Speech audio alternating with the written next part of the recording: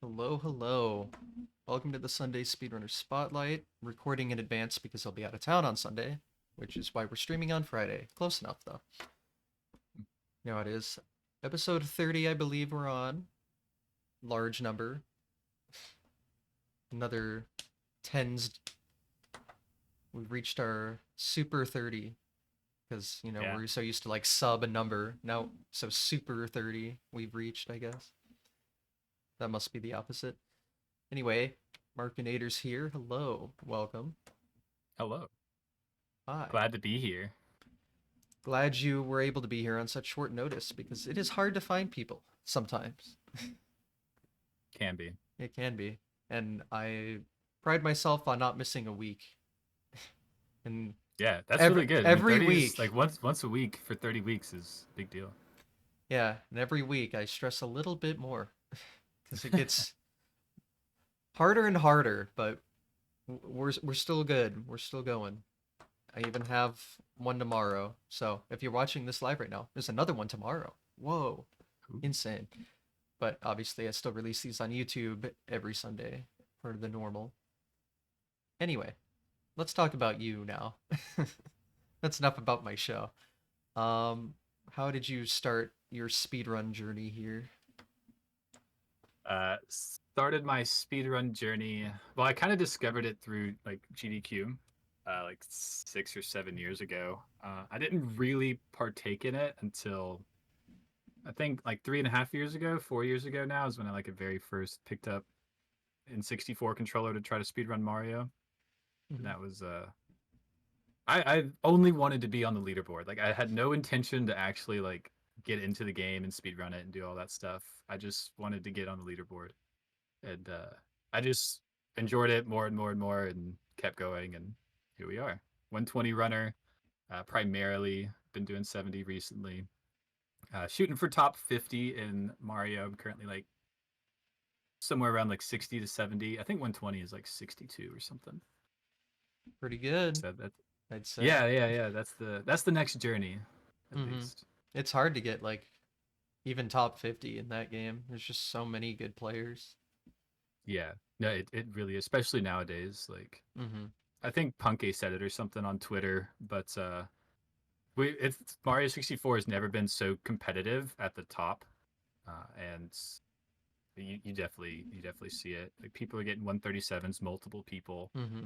Um, there's kind of a gap between like 139 and like 141 Hmm. minutes, and because I have like right at a 143. It's like 143.04, and I have to hit like 141 or like mid 142 to go down like 10 spots. Like it Hmm. starts like even at the top level, it starts to like jump. Like people are competitive. They get there and like, all right, let's keep going.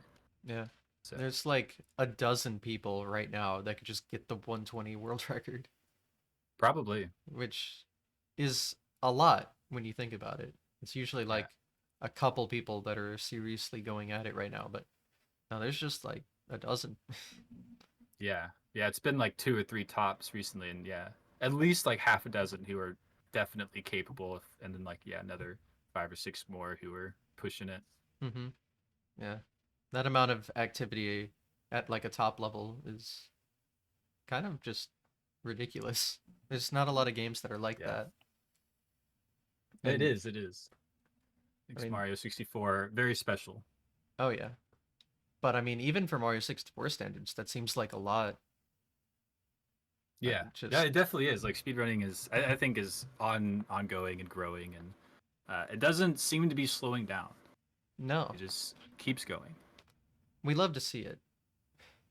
I've always thought of it like an exponential graph. I don't know when it'll finally start going more diagonal again, but once Hmm. it started getting popular, just here we are.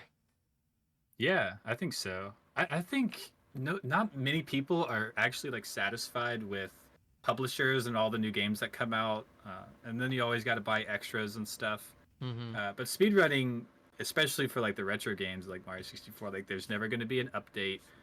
If you learn how to do something, you're gonna always be able to show it off, and there's something to be said about that.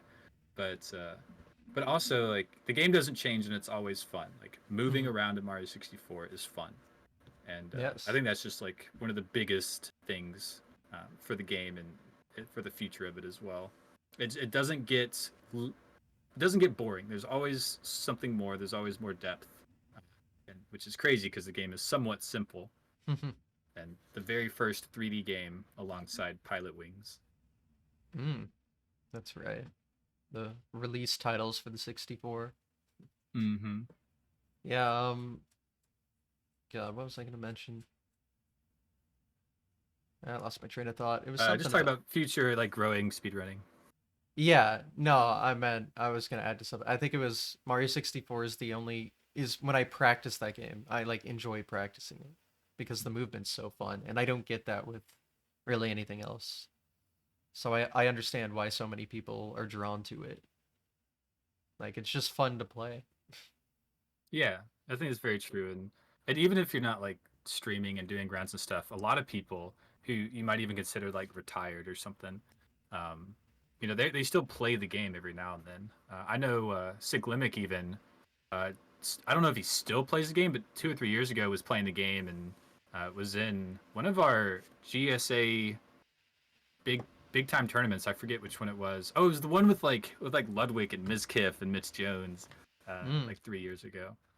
I It know he was performed at Pace in 2019. Yeah, it was after that. I think it was like 2021. Oh, really? That Could be early? 2020, Or but that yeah, it was the recent? last time anyone saw Siglimic. Nobody's seen him since.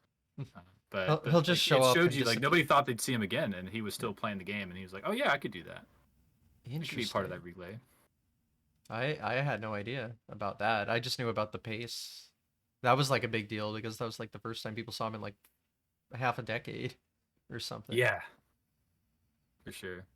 It's very wild to think about. His Yeah, it name's been is. brought up so many times here just because like, I wasn't around for speedrunning back then, but it was like he would pull 5-digit viewers with no mic, no camera, just doing runs, and you never see that in modern day. It was Yeah, just kind of wild. Like Twitch was so much smaller back then, and it was still like that. It's crazy. yeah, it was. It kind of makes me wish that I had found it sooner and like Mm-hmm. started playing it sooner, just to be a part of all that. Because I actually showed up like kind of like right after he left. I think that Pace 2019. I remember watching like highlights on YouTube, and it was like right after that I started playing the game. Mm. So, you started in 2019? Like the end of it, I think. Yeah, Oh, like right okay. at 2020. Got it, got it, got it. So I've been around a little longer. I started in 2017. Although, no, I did play Mario 64 in 2018 on emulator with the worst setup imaginable. I do remember. Yeah, Uh, we all did. I guess yeah, we did all do it. But you know, when you play on an emulator with like an Xbox controller, you don't have your notches or anything. Not that I was good. I knew I wasn't, but I hit cannonless without notches. Yeah, that's awesome. And I was like, why is Yeah, this so hard? People can do it so easily. That's probably why. If I yeah, had to that's totally it. guess. So, 100%. yeah, it's I never just really thought funny. about that too much. I never played on emulator. I've always had like the game and an N64. Hmm. So, yeah, that's very true. Like the straight up and straight down angles you need here and there. Yeah, it's going to be a lot harder when you can't immediately put it into the position thanks to a notch. Hmm. It's just interesting. So I wonder how like top emulator players, they must like have a controller with notches or something, right? I've never Yeah, I thought know of a it. lot of emulator players. Like you can get a thing and plug up your N64 controller. Oh, I have okay. one of those, and you just play it that way. But yeah, some people do GameCube controller as well, which has notches, and they kind of maneuver it Oh, that yeah, way. okay. Yeah. I just remember because I had an Xbox controller and obviously that's not going to do that. Mm-hmm. So, yeah, that's just got to be so much more difficult. An added It definitely bonus is. challenge. But yeah, Mario 64 pretty cool. Um yeah, I like playing on console for sure. Um I remember there was like a 3-year gap between I had like a little month where I was playing 16 star in emulator just for fun, and then it was like many years later I actually got a Nintendo 64 and I'm like, okay, I'll play it for real now. A lot easier to play on that IMO at least. Like it's a It's lot more fun it that way. plays different. It definitely plays different. Yeah, it Like, is. I mean, well, especially when you have the actual controller. yeah. Oh yeah, yeah, definitely. But yeah, it's just so fun to like really dive into that and get good. Again, it's just fun to practice really, and you don't, or at least for me, Hmm. I'm not really like, oh, I can't wait to practice. But when I'm bored, I'll just practice the game for fun because I don't know, the movement's satisfying. Like it's Yeah. almost more satisfying to like just practice the game than like play it casually. I think if you're looking at it casually, there's like a little bit of issues with it, but I don't know, the movement alone just makes it speedrun fun, I guess. Yeah. That definitely does. Yeah, I totally agree. When if you play casually, you're like, man, this movement's weird. Like the camera, you got to change the The camera on camera, your oh my own, god. and yeah, and then you start speedrunning. You're like, I'm so glad it's like this. Like the camera, like Yeah, it's all the funny. setups, all the notch angles. Like The yeah, camera alone, yeah, just playing it casually. I remember, God, this camera sucks. I can never look in the direction I want in certain areas. Man. And then speedrunning, it's like, yeah, the camera's very crucial. Thank God it's this way. It's such a yeah, difference. yeah, it is, and I think that's why Mario 64 is like it's always going to be there to some degree because there's never going to be another game like it. Yeah. You know, you have one stick, and then you control the camera with your right, along with the A and B buttons, Yeah, it's and it like, plays perfectly. yeah, sometimes at least, but Yeah, yeah. I mean, as far as that goes, it plays. yeah, I think as perfectly as it can. Probably a good good way way to of put putting it. it. Yeah. Yeah, it is weird to think there'll never truly be a game like that because it was like very simple for 3D standards, but they somehow just did it well Yeah, without they like nailed it. knowing what well is yet. Yeah. Well, it's because back in the day they actually like played the games and they kind of actually like cared. I Today, like guess. developers, obviously they care to some degree, but a lot of them like really don't play the games that much and they don't really understand. I know for League of Legends, one of the biggest complaints people have for League is there's no developer for top lane. Like no developer who works on the game plays top lane. And so top lane is like consistently throughout the years, it's just been like kind of a trash lane that gets like an update here and there to try to fix it, but it never does. So I think like the retro games, like with them being so simple, like the devs actually played them. They felt like, oh, it's better if I do this versus that. Um, yeah, you get a lot more like flowy games, I think, versus nowadays. There's so many components that goes into a game. You've got movement, you've got like online play, you've got missions, typically maybe even a battle pass to deal with, Hmm. and then people just get lost in all that stuff, and the game just ends up being bland. If you know what I mean? Does that Yeah, make sense? it becomes more about money than like Yeah, fun. yeah. Features, features, Feature. features. Like, Oh, look at all these give me a features. good game. Like, Well, I think Odyssey pretty damn good. They yeah. did No, they did well Nintendo's on movement definitely there. Yeah, Nintendo's definitely keeping it going, unlike a lot of the other companies. Yeah, Nintendo does really good. yeah. They make games well. If only they treated fans well, but you know, Yeah, for that's a real. different thing. I'm just waiting for the day where all speedrunning content gets taken down by Nintendo for whatever reason they decide because there used to be you needed to like have a deal with them. They had some like program you had to sign up for just to be able to like upload their games. So like speedrunners had to have that Hmm. thing. God, I forget what it's called. It was like right Yeah, before my time. I But didn't know that. That's crazy. yeah, but I remember like what I can think of off the top of my head is like old Mario 1 runs. Like, you know, Darbian's old world records in any percent, and then at the bottom of the description it'll say like I have a right to use this Nintendo footage thanks to this whatever partnership thing it was. I'm just like Oh, I didn't interesting. know that. Yeah. So I at least thank God they've changed that. But yeah, you used to not be able to monetize like Nintendo game footage content, I don't think, without being part of that program, which I think, like, I don't know how difficult it was to be a part of that. I've never really looked into it because again, they stopped doing that a long time ago, but I Hmm. just wonder what that was like. Yeah, it's very very weird. Nintendo's always been like that, and even now with like the Smash tournaments and stuff like that, like the Oh cease my and god, desists yeah. that never make much sense. Yeah, it's crazy. Yeah. I don't know what they'll do eventually. Hope they seem to be getting a bit looser, um, and then every now and then they'll like cease and desist a Smash tourney for no reason. I don't know. Yeah. Um, It's interesting. My favorite example is, that Mario Royale game came out, and that was like really fun for a lot of yeah, people. And then they're like, "All right, we're gonna shut that down, and then we're gonna make our own version, but then get rid of it and within like not even a year. Thanks, guys." yeah, that was so weird. I remember that. Yeah, they make some of the decisions of all time. Um, but thank God their games are good. I guess it's the only thing fans like about them now. Yeah, the Yeah, games are pretty yeah. good. Buy the games. I've been avoiding the Pokemon games for a while. Mm, I, They haven't been appealing to me at all. Like Pokemon. very low level uh, storyline. Like it's always kind of the same game, Mm, and yeah, I don't know. They don't update that like they do Mario. I feel. I mean they do. Like the fighting does they get different. Like try. they have like yeah they try, but it's not like their Mario games for sure. Yeah, I'm not too into that franchise, but I did have a couple of DS games.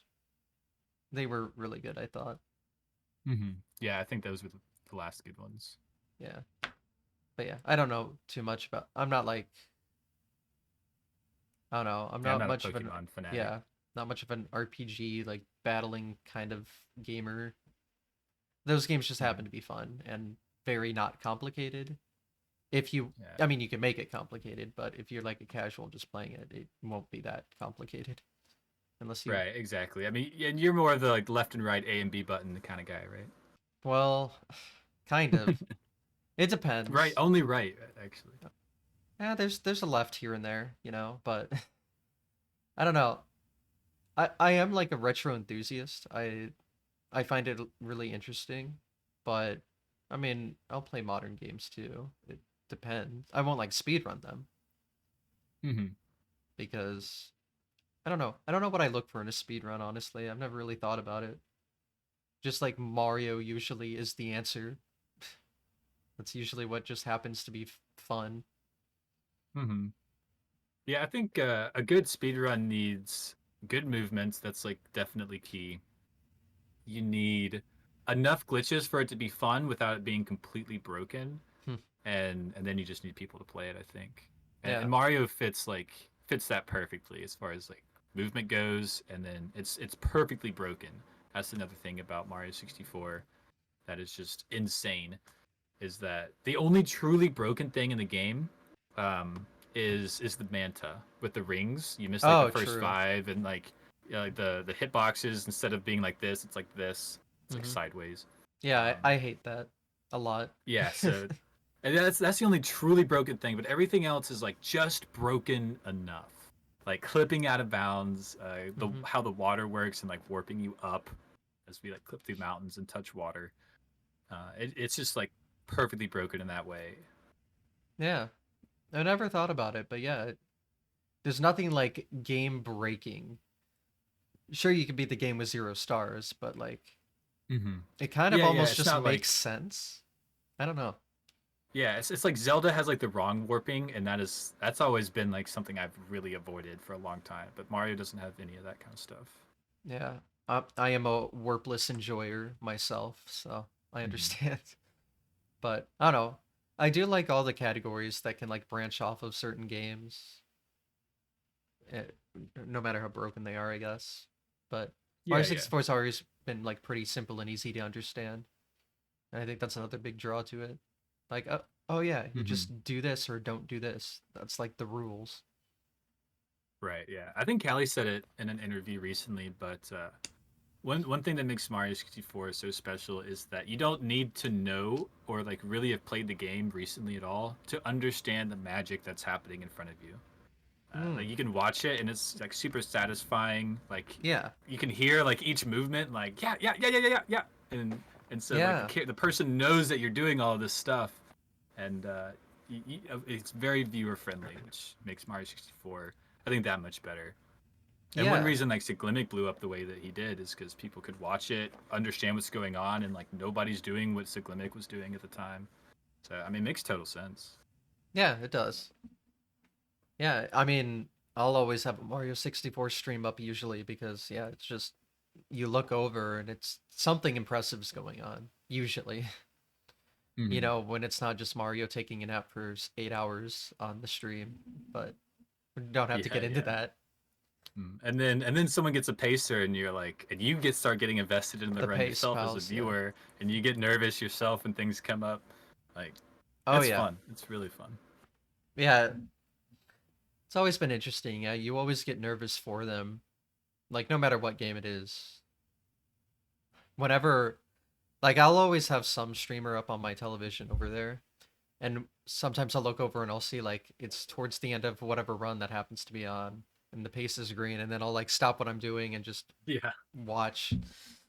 Completely stop. Yeah, I don't know. Something about it just really pulls you in. Yeah, Speedrunning's cool. you want to see people do really well. Uh Hmm. I think it might have been Cryptic who said this, and I think everyone agrees to some small uh, degree. But when you see somebody who's on a really good pace and you're like somewhat competitive with them, and they could be like your best friend Hmm. in the scene and everything, but they'll be on a good pace to beat you, and then they'll make a mistake and lose it, and you feel like a little happy inside, but also Oh like, yeah. you know I've what I been mean? I've Like, been feeling that a lot recently, let me tell you. it's so weird. Like You it's really almost you're not feel happy. It's a bad. relief. You're like Yeah. I'm still good. I'm still good at the game. Yeah. You almost feel bad. Well, at least I do. Because it's Yeah. like you're like praying for the run's downfall secretly off to the side just because it's like Hmm. no, don't beat me or don't do this before me or whatever it is. Yeah, yeah. And But that's that's competition in but that's general. I yeah, think.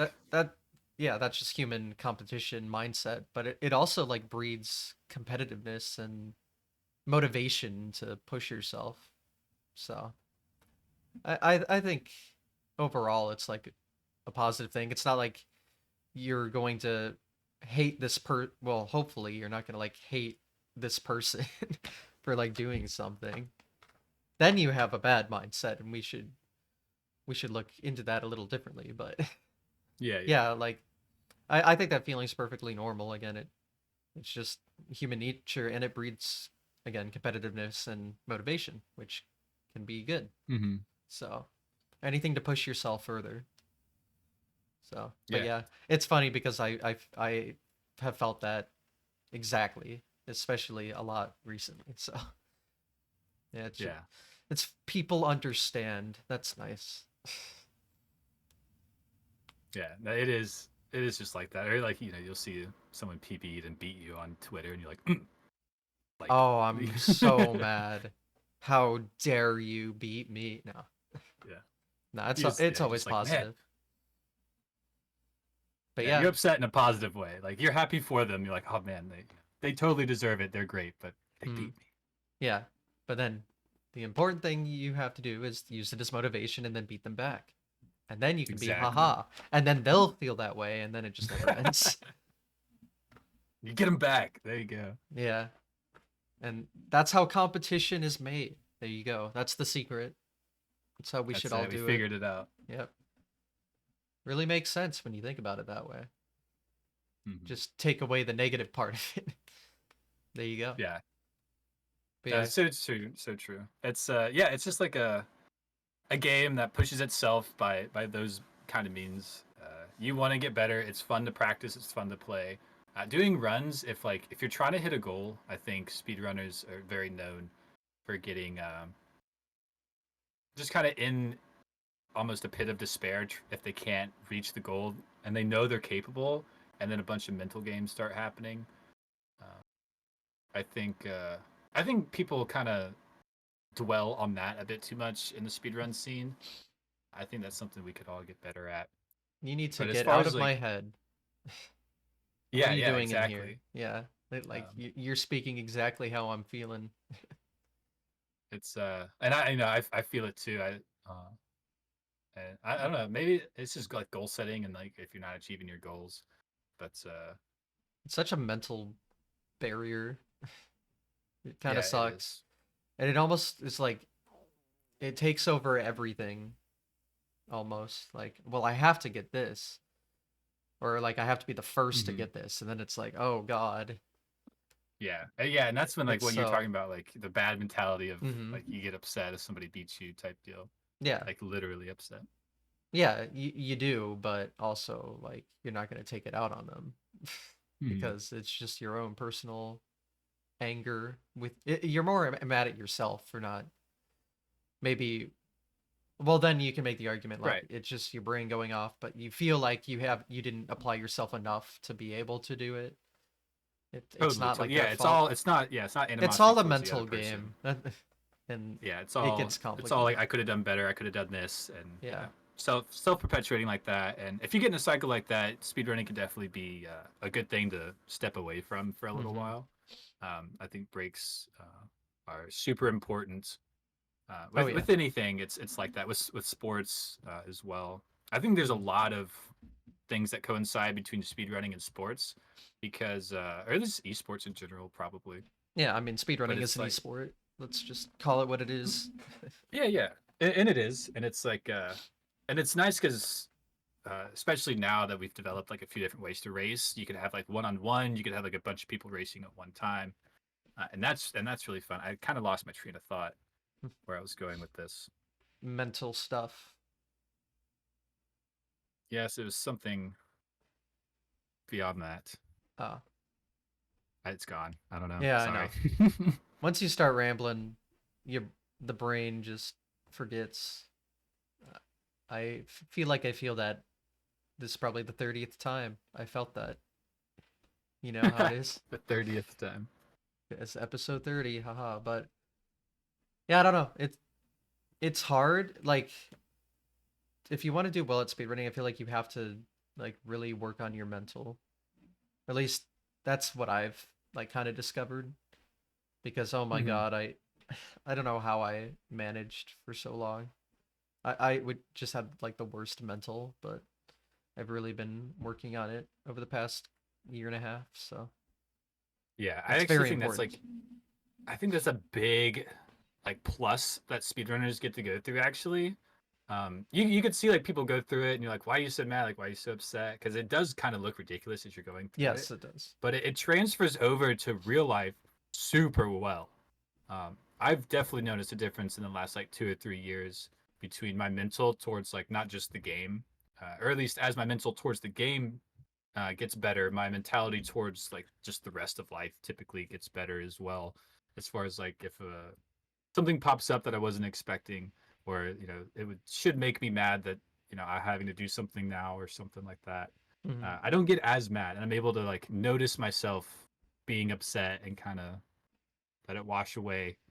And I think speedrunning is like super good for weeding out those like bad mental spurts that people have on the day to day. Yeah, that's definitely what I've been figuring out. You just have to recognize it and then take action, and that can be a little hard. Mm-hmm. So you have to like, go through a discovery process like, "Oh, I'm feeling this way and I shouldn't be, and it's affecting this. Let's take the steps necessary to try to fix that." And so that's what I've been doing. It took a little while, but I Yeah, definitely I definitely. mean, all of those thoughts still linger there and they can like affect mood and stuff, but at the end of the day, who fucking cares? that should be Basically. that should be how it is. Like there's no Yeah. reason to get mad about this or that. Like it's just part of the process. Mm-hmm. You don't let it Yeah. dwell on. You don't need to dwell on it, or you'll just be upset when you don't need to be for an extended period of time. I don't know. No, it totally. And I think that exact thing transfers over to like real life as well. mhm, What you just said is like exactly how it is. mhm. You recognize what you're going through, you make the change. Um, and I don't know if you get this, but also being on like such good paces and being like so nervous and being Mhm. able to handle my nerves in that instance, like something big will pop up in real life that should make me like really nervous or something, and I won't feel like as big of a deal to me. I don't know if you've noticed Yeah, that. And it's not like maybe. it's a bad thing, like I'm not taking it seriously, but it's like, oh, like I'm almost like matured, like I can handle my nerves better. I guess I've never thought of it. Well, I have an anxiety disorder, so that doesn't help, but Okay, maybe it's gotcha. maybe it has. I think, yeah, I think it has helped. Sundays in quotes. Did you not read the title? Anyway, um, let's see. But yeah, it it's see, I'm losing my train of thought too. Wait, do I have 1 second Stress. over Beeve? What's your time? What up? Sorry, Beeve's comment in the chat about speedrunning times. Oh, I see it now. Okay. Um, Yeah, no, like the mentality being like helping you. yeah, I yeah. think it helps everyone at least a little bit, even in like if you don't necessarily recognize it. There's Mhm. just a lot of like mental games and like being nervous, a lot of emotions that come in that you just learn to deal with a bit better. Kind Oh of learn to yeah. let things go. Um, I can I can relate to a story to this conversation a bit, but a few episodes I had Trey Bordo on, and he talked about that book that everyone talks about. You know the book? The inner game of There it tennis. is. Yeah. So That's I yeah, finally simply. read it. I did finally read it, and so it's a very interesting like outlook. So I've been trying to like take what I learned. So what I actually started doing after reading it is I now like listen to music while I'm doing runs, and then if I like notice I'm starting to like think too much about something coming up, I'll just focus on like what I'm like whatever music I'm listening to and kind of just let my hands play the game, and I think it really does help. But I mean, yeah, I don't think my nerves have been as bad like later into they're still there. But Mm-hmm. I have I don't have like a ton of data to like go off of because I like finished the book a couple weeks ago, but I think yeah, my nerves have gotten a little better. I think it has actually helped. And then if that can be applied to like real life too, that'd be really good. Yeah, yeah. I think it's just there's definitely ways that you can grow as just a human being playing speedrun game. Yeah. It's not as degenerate as we lead it on to be. Hmm. I think we need to like stop like joking about how degenerate it is, and I think some people take it to that extreme. Certainly, Hmm. and like sitting in your room all day, if you are like playing video games, is certainly a stereotype. But it's not as degen now as it used to be. Like you got Discord, you could talk to a bunch of people. You're streaming, people come in and out of stream, and you talk to them, and like you're just playing something that's fun, Yeah. that you enjoy doing. Certainly, like the extremes can be bad, but I don't know. I think we need to focus more on the positive aspects of speedrunning more, and not just like the negative. And I also think Twitter really Hmm. plays a part in that because I don't know if you noticed about Twitter just generally, but there's an attitude of like sadness or like I have to do this or like I finally did this, but it's not like a lot of celebration. It's almost like people are slightly complaining about almost everything they post. It's Yeah. very strange, and Yeah. I I think mean, that's pushed into our speedrunning culture. yeah. I mean, I'm definitely guilty of that. Twitter's just like overall like a negative place. But like now on Twitter, I'll only like positive things. Like usually if I like something on Twitter, it's always like someone PBing or something at this point. Mm-hmm. But yeah, I mean I'll still read everything else that's on my following feed. I'm just like, ugh, the Yeah, I occasional. feel that way. But usually it's catered. Like I only follow runners, and usually it's not too bad. Now once you get into like the for you instead of the following page, I try to stay clear of that most of the time. But Yeah. yeah, it's interesting because yeah, a lot of good things come from speedrunning that more people definitely should talk about. Well, I mean, plenty of people talk about like GDQs and all that, which yeah, raising a Hmm. bunch of money for charity, very good. I think that is like the big positive of speedrunning, but even like more to like Definitely. an individual, it can really help you grow as a person. Like I do interviews now. I used to be such like a anxiety introverted person that like back when I started streaming, I didn't have like even a mic or a camera because it was just like too scary. And now I point a camera at my face and talk to people for 3 hours every week. So that's Yeah. growth right there. That's not something I could have imagined I'd ever do. Yeah, that's actually a really big thing. I haven't thought too much about, but yeah, I when I first started streaming, the very first few streams I did, I actually wore like a bandana as like a mask. Um, I was because I Interesting. wasn't sure if I wanted to show my face or not, but I didn't want to like just not have a webcam, Hmm. and not because I was a bit like nervous as well, like putting yourself kind of out on the internet. It's really not that big of a deal, but when you first start and you haven't done it before, and your mind is racing with all the things like Yeah. people could take this footage, they could clip this, and uh, yeah, I think people get that about just a lot of stuff in general when it comes to dealing with other people and like streaming and like you said, like doing interviews, just talking with people, like all that stuff helps a lot. Hmm. Yeah. Like again, I couldn't imagine I'd ever do this. Like I remember I tried like a face cam stream long time ago, and I'm sure it's like a meme now. Un- Unfortunately for me, I guess, but my fears were true. But yeah, I just remember being so uncomfortable, and now it's fine. Like the difference over those like 5 years is massive. Mm-hmm. Like Yeah, there's a lot of you could just maturity that tell. goes on. Yeah, Definitely. yeah. It I think that's really, good. you Go ahead. really speedrunning really like really builds you up, I guess, or it can. Mm-hmm. And I'm sure a lot of things do that, but I don't do a lot of other things, so I just speak to what I know, which is this, and it does do good. Like both in a group sense, individual sense, whatever it is, it can help.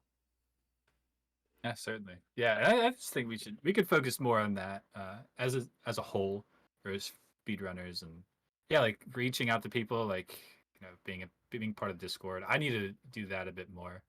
Uh, I'm pretty bad about like doing my normal everyday stuff, which I think I have a pretty good balance, like real life, and then I typically will not be in a Discord practicing with people. I'll just like practice by myself before stream, and then I'll just stream runs. So I Hmm. could definitely be better about community and being and like talking with people, but I think you get a little bit of it regardless. Like no matter what you're speedrunning, you have to like talk to other people to some degree. And Hmm. yeah, with speedrunners being a bit more introvert than others, I think that's a very positive thing about the genre. Yeah, most speedrunners are like very similar to each other, so it's kind of natural to be drawn to the community in that way. Mm-hmm. Like talking with mostly like-minded people, I guess. It helps a lot because you like kind of understand, I guess. Yeah, yeah, for sure. And like, I've never had, I don't think, more fun than going to Pace and seeing all of the people I've met online and I've had like good Hmm. relationship with online, but online relationships are like it's always like missing something like, Hmm. and then you see them in real life and you're like, oh, you're a real person now. That's right. Uh, yeah, yeah, of course you are. Yeah, I But mean, I say it almost every episode, but yeah, the my favorite part about speedrunning is live events. There's yeah, just and you really do make friends and build some kind of community with a few other people. yeah, live events are just the best. Yeah, you get to meet all these people you know, like go to a centralized location. You can hang out with them, do whatever, and then you're usually like at an event that's like raising money for charity, which is good, and you're watching runs live, which is like interesting. It's just all around good, all around good fun. Mm-hmm. And Yeah, definitely. that's why I'm addicted to going, even though my bank account really hates me. But you know how it is. Dude, me too, me too. I'm actually like totally unsure if I'm going to pace this November. Uh, Hmm. they only gave us like 4 months between the last one and this Yeah. one, and I'm not sure my bank account is gonna like me enough. See, I keep saying like, oh, I'll only go if I get accepted, but then people keep accepting me, so it's like, well, I at least I don't even have to think about it. It's just like, well, I have to go. Like, there you Yeah, go. yeah. There you go. Perfect. But Yeah, yeah. I just moved like states 2 months ago, like right after or no, right before Pace. I moved and then like went to Pace and then came back and then I had like no money. So Mm. that's where I'm at. Yeah. I definitely have my money struggles, but I don't know. I'm just too into speedrunning to care. I don't know. It's weird. Yeah, I mean I mean you got your passions. Yeah. Everyone's got their own passions. So This is definitely mine. I've never quite been passionate about anything else to this extent, at least. Not that I can think of. I guess video games in general, but like that's kind of a boring answer.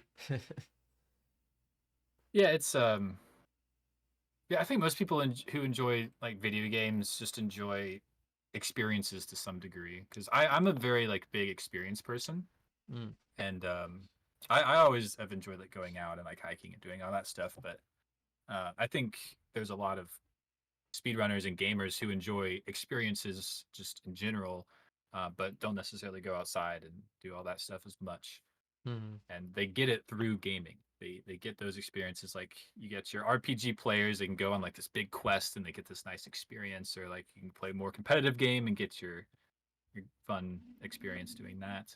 yeah, So it's I think that's a big part of gaming in general is enjoying those experiences and the IRL events are just even more so. yeah, definitely. I do enjoy the experiences that those bring. But yeah, gaming can give you experiences you couldn't get anywhere else Mm-hmm. because a lot of games are very unrealistic. So, but yeah, you can really get like put into the world. Yeah, it's cool. Gaming is cool. I like gaming. And then speedrunning is just this awesome like slight offset from just general gaming that I don't know, it's just super interesting to at least me. And apparently a lot of people, which is good. Yeah, for sure. Glad speedrunning is getting more and more popular. It definitely deserves it with the amount of good it does for again, circling back to it. It does good for people solo or in group or helping others like it's just like the perfect community almost. It's I think so. It's with the people who are more kind of like what I said, who don't necessarily go outside to get their experiences as much. They can get them inside, and that's exactly what it is. They get the experiences they're looking for, and then with speedrunning, like all the mental stuff that we already talked about. Like there's a lot of benefits I think we should focus on, and um, but also like don't necessarily ignore the bad stuff. Like you do have Hmm. to go outside, you do have to go work out or What? whatever it No. is. Yeah. No. But surprisingly enough, like gamers are pretty skinny. To be honest, like we're not all like these big fat chunks that the internet likes to make us out to be. Like we're actually pretty skinny people. You ever been to Yeah. Walmart? Like I don't know. Yeah, I guess. I think well, I think we burn a lot more calories than we think we do gaming. Because they say Mm. chess players burn like thousands of calories, like a pro will in an official match. And I Mm. think gaming is like somewhat similar. You'll be really into a game, you'll start to sweat, your room will get really hot, like you're producing that energy. Yeah. So I mean, as long as you're smart about everything, yeah, I can see it. Like not negatively impacting your life, I guess. yeah, yeah, and obviously like don't you can't sit down in a chair forever. That's the biggest thing. You got to go walk and do stuff. I Dang. know rock climbing's become a big thing in the Mario community Oh since yeah. Pace. That's always Yeah. fun. I've I, actually got experience doing that, so I enjoy when other people get to have that same experience. Yeah. I went to that same place last year, at Pace, but I didn't go this year because it like really. I'm not someone who exercises at all. I should probably change that, but like I had fun that day, but then like that night and the next day, I like couldn't move. It was bad. It's only like that for a short while, It and is, then you but get like real strong. You get the big muscles. yeah, I definitely don't have that. But yeah, I mean, it was fun. Uh, it was an experience, all right. I kind of wish I went this year too, but I don't know what my excuse was. Probably didn't have one, other than like, oh, I don't want to be in that pain again. But Yeah. No, there is. There's associated with it. Like if you don't consistently work out and then you go exercise or run around, like you're gonna feel it. mhm. Definitely. I'll just blame my asthma. There you go. Yes, it's not my fault. I Yeah. But you're I mean want even to still like you're exercise. yeah, I mean you're a pretty skinny dude. Like you seem pretty fit. Like you might not go work out and like build your muscles, I but you're seem definitely not. fit, but I I don't know. I don't work out and I eat like garbage, so I don't know how I'm the You way just I got am. lucky. Yeah. Finally some good RNG in my life, I guess. But Got that good metabolism roll. yeah, thank God. Yeah, I wonder if I didn't have like good I don't even know if that's the thing. Like I don't know why I'm the way I am for real, but Me if neither. whatever's causing that didn't exist, I wonder if I'd be like this 300-pound person or something sometimes. I feel like I almost deserve to be, though. I mean, I've tried to be healthier, but I've never like really been able to fully maintain something. So, try to get better at Yeah. it though, but it takes time and it's important to not like force yourself. It's a process you have to slowly overcome. So, Hmm. but the what's important is that you work on it and you got to find things that you can look at positively and be like, "Oh, hey, I did this. This is good." And then it can be a good motivator to keep it going. Yeah, no, for sure. The whole balance Hmm. is what you got to have with anything, any kind of hobby, passion that you want to Yep. do. Balance is key, all right. It and it can be hard to know what weights to put on the scales to balance it out, but what's important is that you keep trying until it is, I guess. Yeah, we get there. We do get there. There's always light at the end of the tunnel, you know? Hmm. No matter how long the tunnel may be. This is getting really like we're, we're diving into, I don't know, psychology.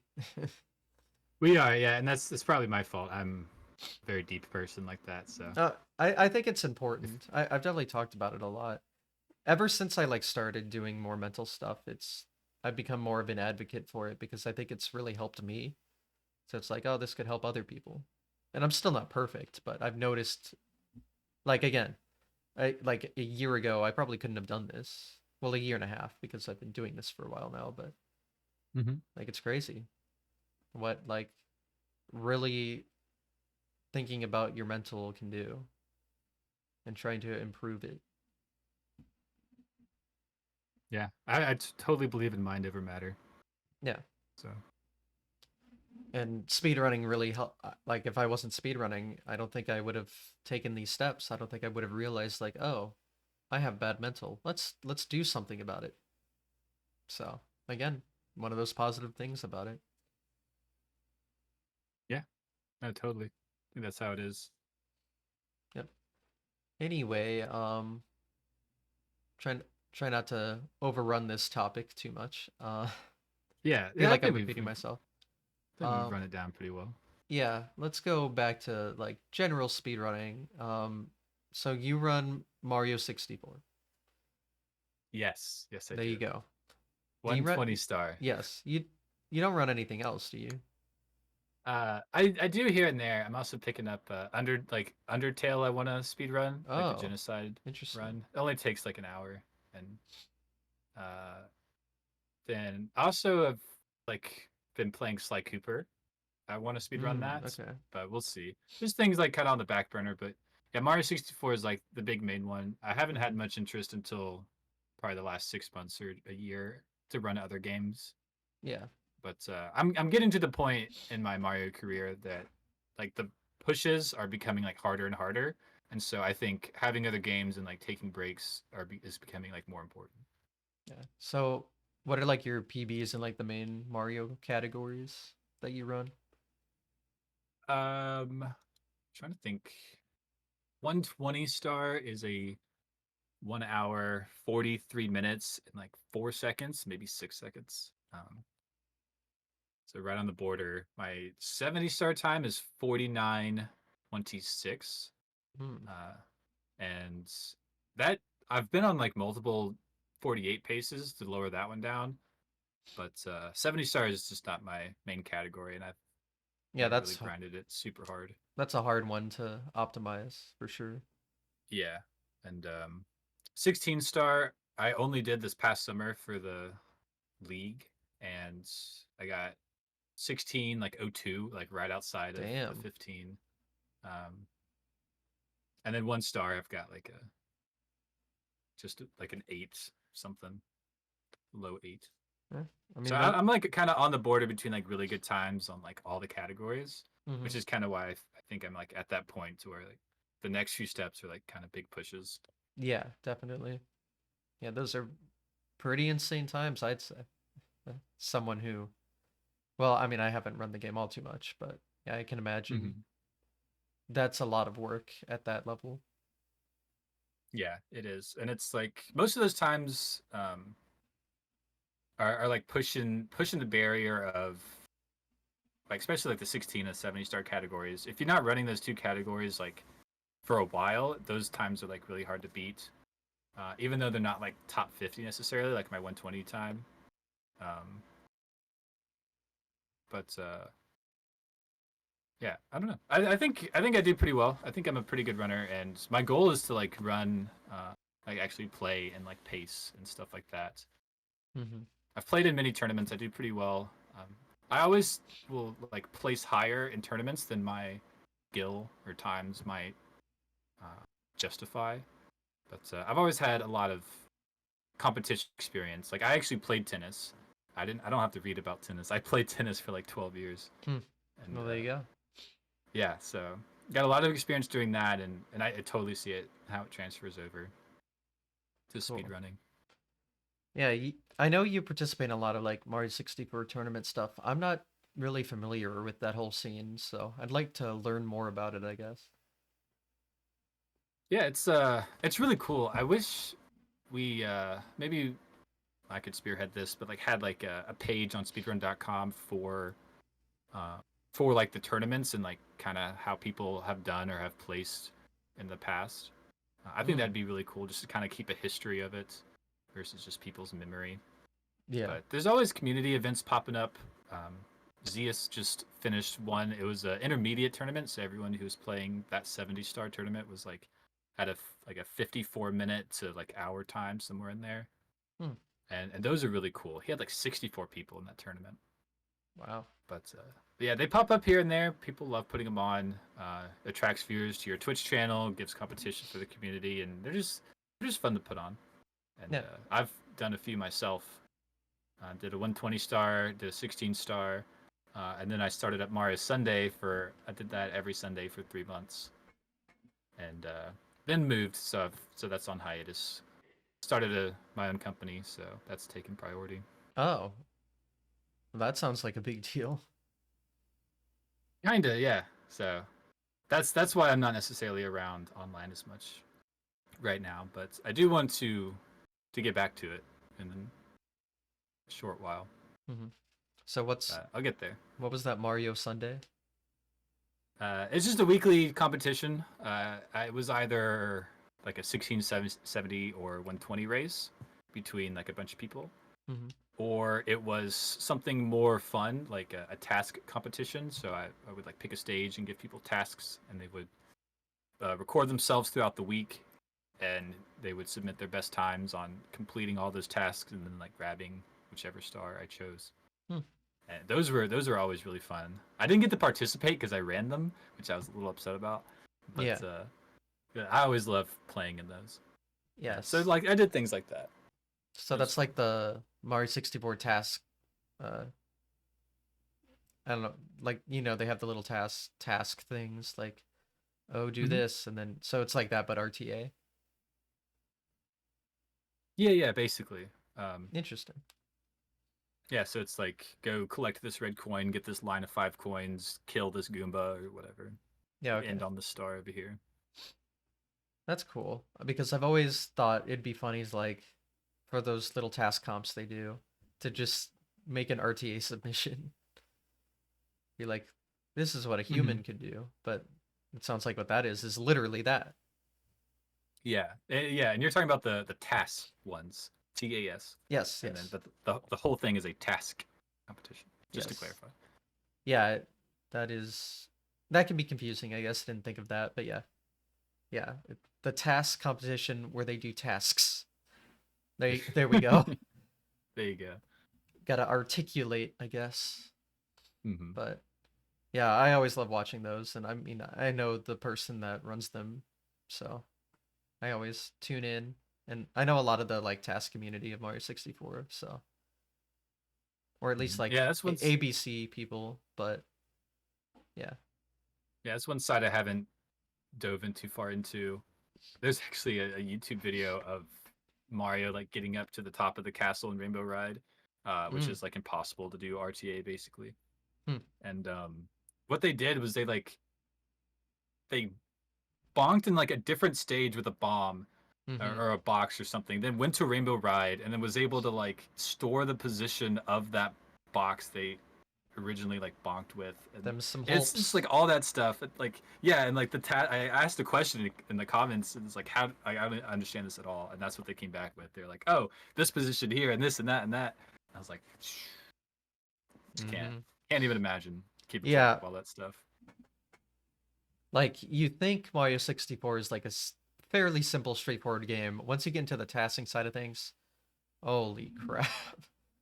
It like you think the game's not broken. Oh, the tasks have a thing to say about that one. Like Yeah. I don't know if you saw it, but I know Marbler he just beat all of Mario 64 pushing the A button twice, RTA. No way. Yes, That's just insane. No, twice. I didn't see The that. former record for the least amount of A presses was 22. Oh, I thought it was like 12. It was No, 22. Oh my gosh. I'm pretty sure. Jeez. Yeah, it was in the 20s. So, and now it's 2. And you're doing a lot of the like, positioning things, but you're doing that RTA. Like you can do it RTA. Yeah. That's nuts. So, the game can be broken. You're just it's just Yeah. not usually fast. So, but when you go into True. the more challenge side of things, then yeah, I know there's like a whole RTA ABC. ABC's A button challenge, by the way, for people that maybe don't know acronyms, but I'm not just doing the alphabet.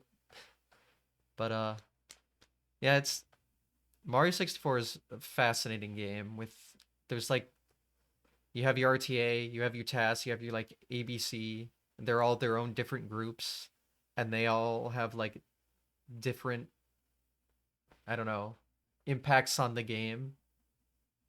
It's wild. You don't see that a lot. Yeah. That's yeah, it's very true. I think that's another reason Mario 64 is like so good is like there's really no skill cap. Um Technically there I guess there kind of is, but yeah, I mean, you go to the RTA stuff and you like try to perform as well as you can, but then there's also like that whole task level where the game does truly kind of become broken Yeah. with all the BLJ tricks you can do. Yeah, it's pretty wild, all right. But yeah, but that's mostly yeah. Most of the crazy stuff is just like from a BLJ and then like super high speed. Of course, with the tasks, you just frame by frame, you can left and right. Mhm. So we Yeah. will never get to that point. Like Mario Bros. One, I saw. Mhm. Who's like the world record holder? Nifsky. Nifsky. Yeah, he just matched the tasks all the way to like the very final level. Yep. Um, because of the you're able to match the task with the frame rules, Mhm. but then the final level, it actually comes down to the frames Yeah. because you end at the time. And a couple of people have played from the start of 8.4 to the end tied with the task as well. So humans have tied the task in 2 segments now, Yeah. which So is theoretically, RTA is possible to tie the task. Mario Bros. technically, you 1. probably will never see it happen though. I mean, who But yes, knows? in theory, it is 100% possible. I doubt that'll happen just because of the ridiculousness of like what you have to do is 8.4 is wild, and to do that after doing everything else is like no, it Hmm. should no. But I think it'll get Yeah. very, very, very close for sure. Yeah, come down to like a few frames. Yeah, just like it'll probably be a while just because it's so hard to get to 8.4. But yeah, I can see like next year it being like within 10 frames by then. Like now it's 22 frames in 8.4. I can see it getting like within 10, maybe 12 pretty easily. But Yeah. yeah, Crazy. it's literally just frames in the last stage now. Yeah. And that's 60 frames, not 30. Yeah, that well 60.09 if we're going to be technical about it. Yeah. Well, I Because just if mean you like 10 frames in that game is like 0.3 seconds versus. Or I'm sorry. yes, In Mario 64, yeah. it would be like zero point 0.3 seconds, but in that game, it's like 0.15. Yeah, yeah. Yeah. So when people complain about firsties, we have it so much worse. You do. You definitely do. But no, it's interesting to think about. But yeah, it runs at 60.09. If you like play on Switch, you're gonna lose time because that runs at flat 60. It's funny how I think it's like NES and SNES work out that way. It's weird. But Yeah. Yeah. The retro equipment like runs in its own way. It actually is wild. yeah, and then like Wii VC is like 59.8 something. I don't know. It's so weird how everything is different. Mm-hmm. But yeah. Anyway, where was I? Yeah. I don't know. We just talking about like the game in general and how it compares. Yeah, yeah. But yeah, I think we were talking about like tasks and like human perfection, and then I brought up Mario Yeah, I got it, got it. 1. Yeah, like you said something about like there's no skill cap in Mario 64, and yeah, you can like you can play like that game however you want.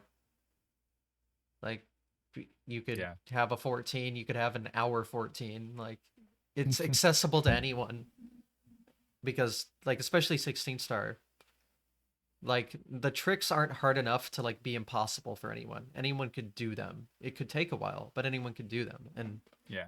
it's You can cool learn that 16 in a day. yeah, it's cool that that game can is like that. Like you could go in never have playing the game before and you could probably as long as you know the route written down somewhere, you could probably just do it then and there.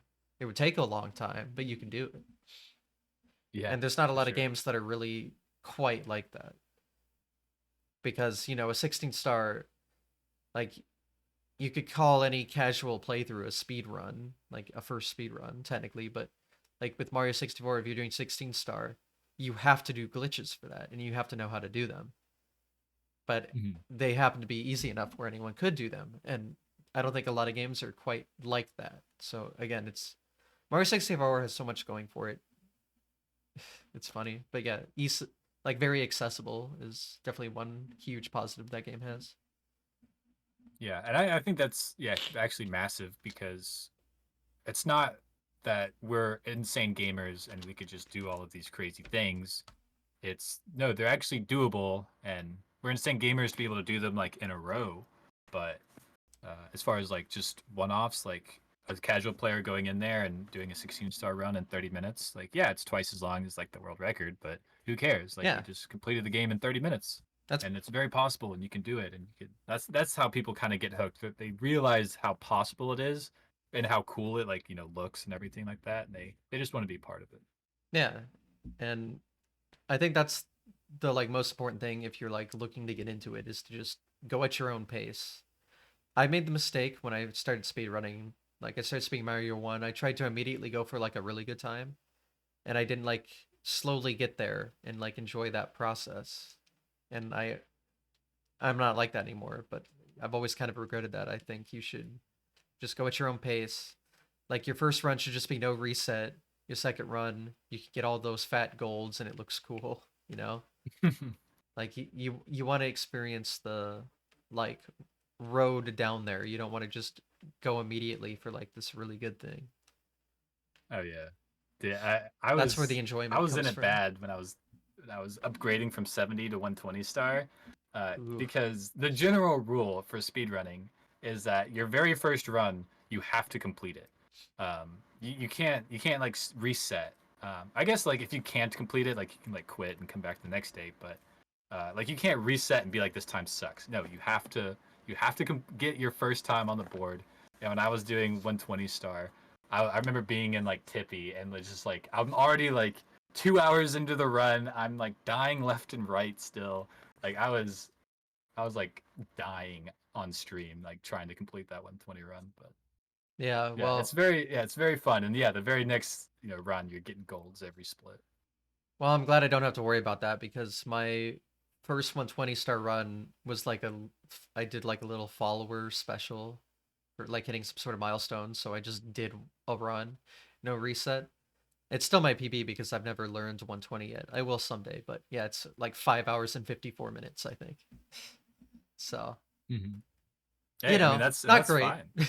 but I did not reset it, and You I'm got known every for star of the resetting. game with yeah, and within a day, I think is like a good Yeah, accomplishment for like a single person. yeah, definitely. So, yeah, but so always finish your first run, no matter how Yeah, bad that's it the is, rule. because you want to. Your second run can then just look cool, and then you'll feel good. Like, wow, I Mm. just beat my first run by a lot. That's cool. So, Yeah. try to follow that advice instead of just going all out immediately. Although I think when I taught myself 70, I reset quite a few times early on before. I think I still finished a run pretty early, but I didn't follow Yeah, that's the okay. advice. How dare I guess. That's okay. Yeah. It's whatever. But no, Yeah. it's just it's a lot of fun, and that's what I look forward to about starting other games as well. Is I don't have to be like super perfect going into it. I can just play it and have fun, and I think everyone needs that. It's especially like if you do speedrunning and you're getting to the point to where like if you're not playing precise and at the very top of your game, like you're not going to PB and there's no point in doing runs. At least if you feel that way, it's time to pick up another game and just take at least a week or two off, have some fun. Yeah, I think that's the most important thing you should do about speedrunning. Like, if you're doing it for fame, no. If you're doing it for fortune, no. If you're doing it to like only because you care about getting the world record, no. It's fun, and you have to be in the mindset of making sure you're doing it for fun, and then you'll get the most out of it. Yeah, for sure, for sure. So that's what I've. That's like the way I like to talk about it. Is yeah. What's always the most important part of speedrunning is like it's just fun, and you could tie having fun to like playing the game, talking to the community, whatever it is, but always make sure to focus on that because that's what like makes you the most happy about doing it. Otherwise you're gonna like get on your case about not being good or not being popular or not being rich. I don't know. Whatever other mindsets people have, I don't know, but fun Hmm. should always come be the priority. Otherwise you're not like doing it for the right reasons. Not Yeah, getting for what you sure. can out of it. So Yeah. that's my advice for the day, I guess. Um, but yeah, Mario 64, very cool, very good. Um, I don't know. Trying to think more on like the tournament side of things. Mhm. So I know you talked about the ones you participated in. I know there's like the larger one, like obviously GSA has their giant stuff. And I know you're usually like known as a commentator for that kind of stuff. So I have a feeling you know a lot about those events and stuff. Yeah, yeah, I definitely am pretty. I center myself pretty deep into the competition part of it in the Yeah. tournaments, and when there's one going on, I like check in on it and stuff like that. So yeah, I just have like built up a knowledge over the years of the tournaments and of the players, and that just helps a lot in the commentary. But yeah, commentary it's just always been one of the things that has put me in the action, and I've always enjoyed doing that. Just competition in general, I just really enjoy like pushing yourself, getting better, seeing other people get better, people helping each other out. I've always really loved that, and that's one reason I've stuck around the speedrunning community so long. It's exactly that. Yeah. And nobody's here, like you said, like if you're doing it for fame or for riches, like not a whole lot of people are really doing that. There might be a handful, I but no, should you hope have to no be. one's doing it that Yeah, way, but right, exactly. Like who knows, who knows. But yeah, you just you get into the thick of things. Everyone's trying their best, and it's just a fun time. And I've always enjoyed doing commentary, and I hosted my own tournaments. I wanna help push the tournament scene even further, and it's probably a good segue into this. yeah. I posted on Twitter recently about every big speedrun tournament is for charity, and that kind of sucks for speedrunning as a whole, because number one, it's kind of the example, and that's if if our example of big competitions is people tune in and give to charity and there's a small prize pool, it's really hard to translate that into real-time sponsors and things like that to help bring in just another side of possibly like marketing or exposure to the scene. It's I think a lot of people or like a lot of the big tournaments. Trying to organize my thoughts here. I'm sorry. I really like how we do a lot for charity. Hmm. First off, I really Well, do. yeah. But for the tournament scene as a whole, and for like players, like top players mostly, to want to participate continuously and want to travel to these big events, it has to be worth it to them. And with the Hmm. amount of time and energy and even money that people put into this, I want to try to give some of that back in the on the tournament side of it, so it's not so one sided. It's not all the runners giving everything they have for like their hobby, and then we help charity. Like that's awesome. I think that's great. But I also think we're getting to a point in speedrunning to where it's becoming a bit more mainstream. A lot of people know about it. A lot of top streamers pick up speed games here and there, especially with Simply, like living with Miskiff and getting all them into it. People know about it. People can watch the top games and just kind of automatically know what's going on with Mario 64 and things like that. And we just really need real time sponsors and like some real money like other esports have. And I think just starting to set that example of no, like this is pretty serious and we can compete with the other esports. I think we can do it, and we just need to find a way to do it. Yeah.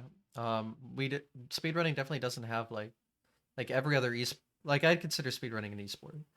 And every other esport has some sort of like big tournament going on usually. And we just yeah, we don't really have that. Now, like yeah, I'm very happy with the amount of charity events that happen. It's like a good Mhm. showcase for people. But yeah, Yeah, those tournaments are like its own thing that's super cool. And like GSA started kind of doing it to like show off the tournament side of things, but it's still not like a true tournament. And like there's tons of small tournaments that people do for fun. I mean, I've been part of plenty of those, but yeah, it's always been for hmm fun. And yeah, and I think those are great, and they're awesome. How we could be like so community driven and stuff like that. mhm. But yeah, it's nothing against charity. It's everything for the top runners is what it is. And I've talked to some big time companies and people who do a lot of marketing, Mm, and the biggest problem is like we don't have real numbers. Like we really don't. yeah. I can guarantee a bunch of views if say they want to say like a big company gives like 25 grand to a tournament. We'll have somewhere between 10 and 15 grand go to the prize pool. We'll have a few $100, probably $500 given to the commentators, and then we could put like $5,000 into marketing on Twitter and or whatever, and gain a bunch of exposure for the event itself, and just start going down that whole like a lot of other esports do. Mhm. Um, I think we get shafted a lot by Nintendo. Like Nintendo is Mm. not looking to help us at all. Oh, if And anything, they're trying to stop it from happening. yeah, Let's yeah, be honest. exactly. And that's a big hurdle for us. But the Smash community has made it through, and I think we can. We've been following in their footsteps. There's a lot of overlap between the two scenes.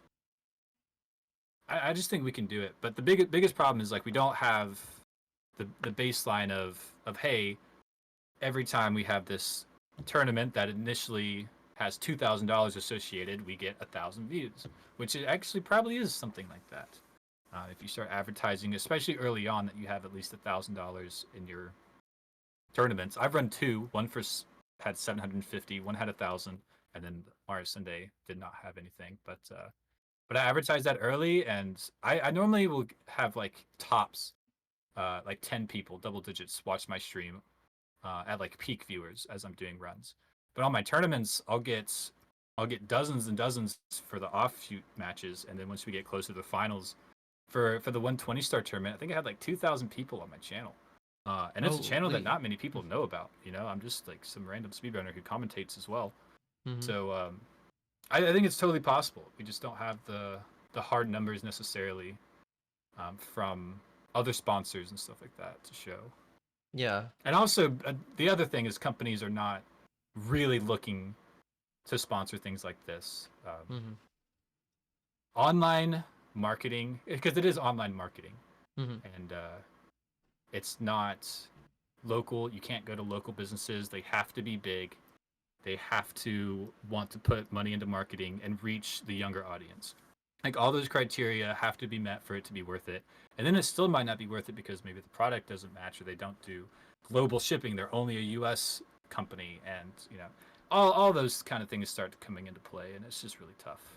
Mhm. Yeah, I But don't I know think anything about all that, so. yeah, it's I think we're just not getting the point to where we can start doing it, and I think we should. But that's what I would like to make happen for Mario 64 at least. Yeah, like there's definitely room for it. There's no reason why it can't be there. It's not like it's going to affect the charity events as long as they're like done at separate times, obviously. But Yeah, yeah, there's no for reason why sure. you can't have like your normal speedrun showcase for charities and then have like a full-on tournament for like the runners. Like I mean, Exactly. the runners do And deserve I that's do think the runners deserve something because the speedrunners do so much good work, but they don't really get like anything for it most of the time.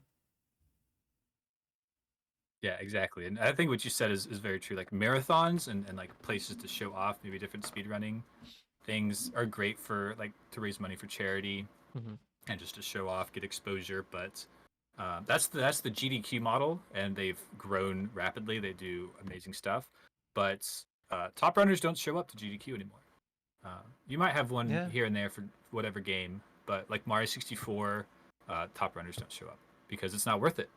Um, and like it costs money to get there. They already make a bunch of money. They have to sacrifice their own stream to get there, and then it's not like they're if the top runners go there, they might gain like a little bit of exposure, but they already have most of the exposure they want.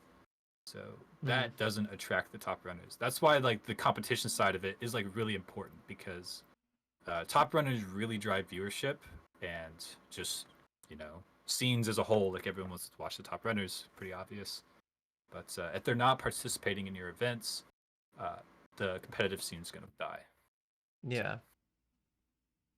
Yeah, I mean, I'd that's what go I think. I go to events because it's fun. I don't really care about exposure and stuff, but I guess I'm not like famous, so I don't know how that would play a factor into your decisions in that field, but Yeah. yeah, I mean, yeah, there's no reason to not have tournaments in like a more professional sense.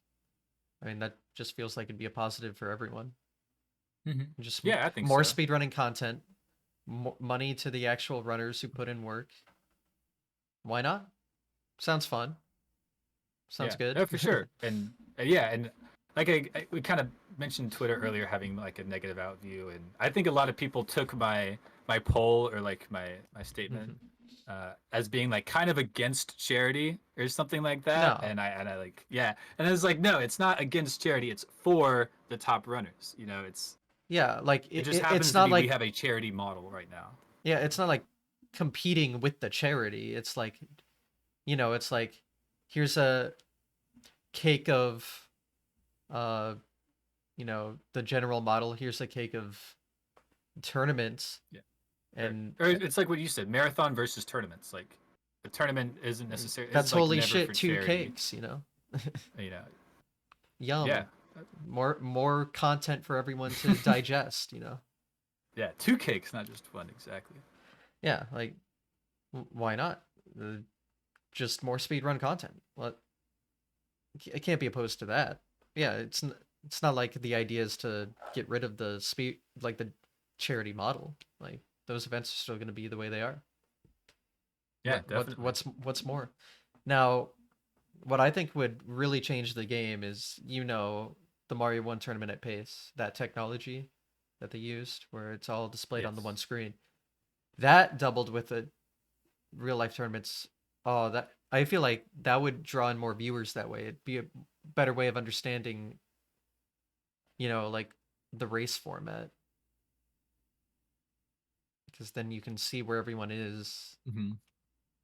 And Yeah, I God. think the Mario Brothers one format was like really cool. If anyone who's like listening doesn't know, it was basically a format that at the bottom of the screen it had like a grayish looking like level layout, like it basically laid out the entire level, and it showed you like where each person was. I think for Mario 64, it would be more like it showed you stars for each level, and Mm-hmm. it would like show you where they are on those stars or something like that. You know, it wouldn't be the exact same because it's a 3D game. But yeah, that kind of technology could transfer over Mm-hmm. and would be very beneficial, I think. Yeah, so I now the guy that put all of that together recently made a video where, like, the project is kind of dying because again, it's hard to find, money to do all this and sponsors and all that. But so he's making it all open source, which could open it up for like other games and stuff. But what if like this tournament idea was combined with this, you know, the way the tournament looks idea? It could be like a pretty big thing because that would be more easily, like, the casual viewer that doesn't really know what's going on. It would be a bigger way of understanding what's going on, and they might be drawn to it more. You could get more runners to participate that way. Yeah, It like no, I think that's the huge benefit is like yeah, it's it shows the people who aren't necessarily like in the community and know exactly what's going on. It gives them like that little insight to keep up with everyone else. mhm. I feel like that could be a really big thing if, like, yeah, if that format was, and that technology combined into like some big event thing. I could see that doing very, very well. Yeah, Yeah, and I yeah, I'd love really to make it want to happen. see that now. Yeah. Yeah, I'll you have to give me contact info or just Oh yeah, where to I can do that. message the guy because one of the other one of thing I wanted to do and we talked about this prior as well, but is get together a lot of the tournament organizers from all the different games Hmm. and try to like pool all of them together to get like one big sponsor. So Mm. like we could like GSA is kind of a big example, but let's just say like me for Mario 64.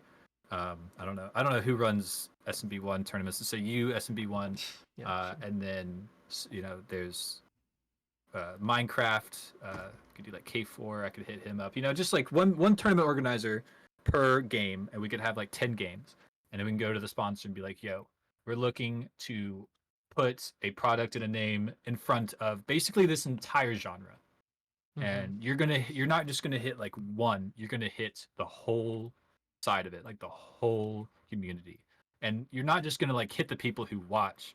But then you will become the person who is like helping us move forward, and that's going to go beyond like the initial investment of the sponsorship. you're especially if you like, if they want to do more into the future and make this an ongoing thing, they would become the face of speedrunning, at least the sponsor face of speedrunning, Hmm. and that could be huge for a company, I think. And Yeah. Yeah, there's so much potential for this, I think. And it is very untapped. So, yeah, I'd love to see, like, again, pay the pace thing, or at least what GSA is doing. Like, usually it's more online, but, they have the lifetime attack kind of thing. And I Mhm. mean, that's super interesting to watch. And that proves that, like, tournaments can pull in some viewers. So if you made that, like, a more official kind of thing. Yeah, Like, definitely, and the advertising would flow over to all the different games as well. yes, So yeah.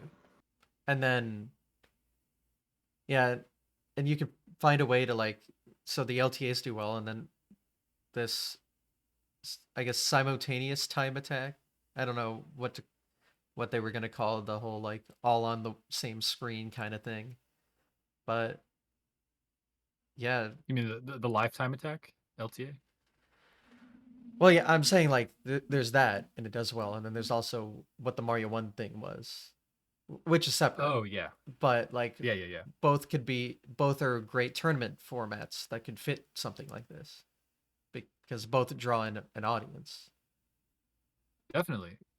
Yeah, and it's a lot of things coming together for Yeah. sure. And we're just now getting to the point where I think the audience is big enough, it's known enough that now we just need like kind of one big force to Hmm. bring it together. You know what I mean? And we could see something real special.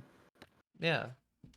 I definitely, I'd love to see that, and I do think it's possible, but wow, Yeah, slowly, slowly. slowly. Yeah. Ironic, but um yeah, I'm just picturing it.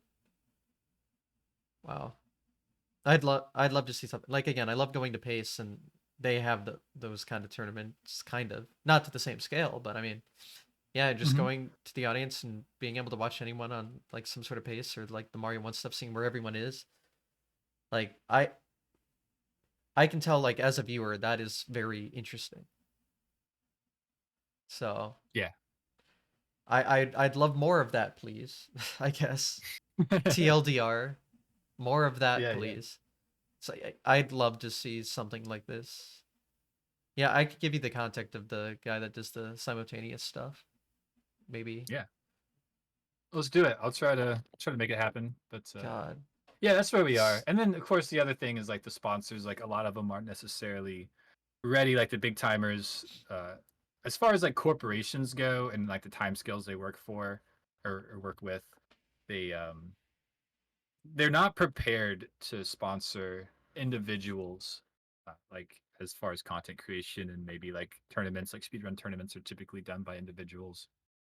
Um, so a lot of them aren't necessarily like legally ready. Like their legal team is not ready uh, to start sponsoring these people, and that's another thing. But that's also something that's dwindling away as all this is becoming more and more prominent. Like these companies really don't have much of a choice. This is where the younger audience is. If you want to promote to people under the age of 30, like Twitch, YouTube, like all these content creators, like we don't watch TV. We watch Yeah. other people on YouTube and stuff. So I definitely don't we're, watch TV anymore. yeah, I never do. Yeah. Yeah. Once I found Twitch, TV was done. Never again. Now it's all about Yeah, it's Twitch and Twitch.tv. YouTube, Yeah. and then yeah, like a Netflix or something here and there. Yeah. It's just that kind of content's more tailored to my interests than random television now. Especially Twitch.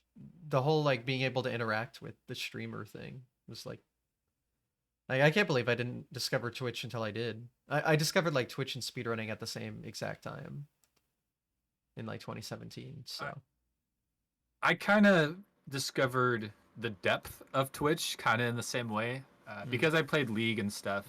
I was aware of Twitch and I would like watch League players, and that was about as far as it went. But yeah, once I got into speedrunning and a little more genres, I truly like dove into Twitch and it became a regular thing. mhm. Yeah, it's always on my TV. Just whatever streamer I follow that happens to be on, I'll be watching them. Yeah. It's always fun. It's always something. And then if there's like some tournament, like if there's ever like a GDQ and I'm at home or a tournament, I'll throw that up because that's just super interesting to have on. Can always look over and something cool's happening. Usually, Yeah, for sure. it's exciting content. So, yep, very cool, very cool speedrun stuff. But yeah, I really want to. I don't know if I'm allowed to say what's on my mind. I don't know how public it is, but it was related to like tournaments at larger events. What do you mean Um, you don't know if you could say it? like I don't know. Well, it's like a no. I think it's fine. Um, so the guy that organized the Mario One thing, they're trying to get in contact with GDQ about maybe doing some sort of showcase with that. Oh, okay, So yeah. that would like say like the finals of something would be broadcasted in like a GDQ time slot. Now I doubt this will happen, but Mm, that put a lot more eyes on something like that and maybe get even more interest in tournament side of things. yeah. Yeah, that could be a pretty big thing. Like if GDQ would allow that, I mean, that could still fall under like the showcase stuff. If you just had like the finals, like one match that Hmm. lasted like an hour or two, like a normal speed run. Yeah, it'd just be a Um, showcase, but that would yeah, yeah. get a lot more people's eyes on it. I think that'd be huge. Yeah. Yeah, I Lots of def ideas. Yeah, lots of ways people are pushing forward. I think it's only a matter of time before like we do start to get some named sponsors or even like sponsors start kind of reaching out to people in the Mario community. Like, yo, we're looking to sponsor some esports stuff, some smaller creators. So who knows? Hopefully that stuff is right around the corner. yeah, like that's definitely like the next logical step for speedrunning, I think. Like it got its popularity, it got its niche. Now there's like content being built off of it. Now it's like it even got a documentary earlier this year. Like it's like a Yeah. well-known thing now. So and with every like well-known gaming thing, like tournaments follow, and those usually do really well. And I'd love to see that in a professional sense for the speedrunning community. I'm looking if that all happens, like I'm looking a lot forward to it, especially again with the like Mario 1 kind of technology. Like there's nothing else that has something like that. That's super unique and interesting. And it's like Yeah. just for speedrunning.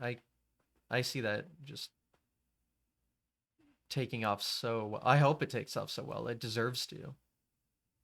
Yeah. Like the I amount of think work for like that was put into it. yeah, I think for SMB one, especially, I mean, it was designed specifically for that. But like 2D games, the way that it is, perfect, like Oh yeah. amazing. Um, and yeah, I think it could definitely translate into 3D. Like I said, like maybe just counting the stars, like you have like both like a runner over here with like 120 like unlit stars, and it lights up as they get it. There's something, Yeah. yes, I don't know, something like that, just to try to keep pace. Or like have something to do with a timer, and it like keeps track of like when they grabbed the first star in Tiny Huge Island, um, to when they grabbed the last star. It could show like how much they've gained or lost in pace, and we try to do that as commentators as well. But Hmm. you could have the technology just to keep track of that stuff for you. Yeah, didn't what is it? Like ESAs kind of break the record things. They would have that kind of thing to show like how ahead or behind they are. Mm-hmm. Like I know the GSA things don't show that. Oh, well they kind of have the splits, I guess, to the side. But that Yeah, that was yeah, like built into their stream layout from what I remember. yeah. It wasn't like specific. It'd be really hard like an LTA format. Yeah. Um, but I think just like a race, like a one-on-one race, uh, it could be very beneficial in showing like a bunch of stats like that, like how much time they lost in the Got it. stage or between each other. Yeah, so like race splits and it can compare to Yeah. the splits other people have done in the race and then you can see. Yeah, like literally like Yeah, like direct oh, comparison. Yeah, yeah. yeah, like in a race in real life, when the racer finishes a lap, it usually shows like Mm-hmm. plus 1.05 seconds is second place, and yeah, Yeah, you could do that'd be that good. That'd be good. with the runners. Like literally, like the changing. Yeah, I can see this working so well. I'm like so interested in this, but God, this needs to happen. Yeah, So many it like does. It ideas does. flooding my brain now of things that'd be just super cool to see. Yeah. Yeah, Actually, things that the I play with in my brain being part of like commentary and running my own events and stuff. yeah, that reminded me the Mario 1 tournament had that. It had the like leaderboard in the top left where you saw like who was in first and it showed like how behind Mm, everyone else was and it would update in real time and like swap the placement. So yeah, it actually did have that. And you could like just add that to something that maybe doesn't have the all on one screen kind of thing. And it would still be useful information. That'd be interesting. yeah, that would be massive Wow. actually. All right. God. Oh, my brain flooded with information. Too Now much. now I am like just upset that this doesn't exist. Well, I mean, we have the Mario 1 thing, but even that's like kind of suffering because it's hard to get people to really take it seriously, I guess. I'm glad Pace was able to show it off. But I mean, that was its second tournament. The first one was just in this random one-off thing that they made YouTube videos of it, which were really high quality YouTube videos, I must say. But it's definitely meant for like a live showcase. So, Yeah, and Pace was like the first one to give it that. And I think it did really well. I think people loved it. So, I really want to see that kind of stuff take off more. Yeah, tournaments are definitely something that need to just be a big speedrunning thing. Because, yeah, they don't have to compete with charity stuff, it can all coexist. And it's just more content. What's not to love? yeah, exactly. God. Better for everyone. Yep. I'm very hopeful that something like that can happen now. God. The future is bright, Hmm. assuming things work out. It is, definitely is. So many games could have so many different ways of showing that information that'd be interesting to a viewer in that kind of format. And then like for the runners, yeah, they just benefit from being able to I mean, they benefit monetarily, like viewer wise. It'd be fun. Tournaments are just fun. Adds to the fun Hmm. part of it. Like, wow. I all I see are positives here. Man. It's got to make it happen. The big Yeah. thing. Man, I'm glad we got to talk about this. I'm like super interested in the future of that now. I mean, I always have been since the technology for the Mario 1 thing, especially, was first showcased. I was like, wow, this is going to just change everything. And now I'm hoping we get to the point where it does change everything. We're still not there yet, Yeah, but I think it really will. And we just need to get to yeah the point that you're bringing up with just tournaments being more of a thing. God, yeah, and I think we'll get there. I yeah, think we get there. I don't know. A lot of people, with this topic on Twitter and stuff, brought up some good points. Like a couple others who run tournaments, um, but I haven't had like too many like in-depth conversations with a lot of people. Because I mean, I think we're just now getting to the point where we can actually start doing this. So I'd love to see it happen. yeah. Uh, I'd love to like work for something like that. Honestly, that seems like fun to put together. God. So many thoughts flooding my brain now. I'm so like hyped about this thing that I don't even know if it'll be a thing. I just hope it does. The potential is very good. Yeah. And yeah, Pace will keep doing its thing where it has its little tournaments. Like they have like a whole day of an LTA every day for their event. So and people like watching that. Hmm. So it's not quite the same thing, but it's a step towards it. And it definitely like shows people like watching it. Like even if it's just LTA, like That's a little more simple than the simultaneous superpower technology thing, but it's still like it provides its own interesting aspect where there's always some since there's so many people going at the same time, there's always something you can look at. Like Yeah. they'd had like little mini Mario 1 LTAs in between the simultaneous stuff.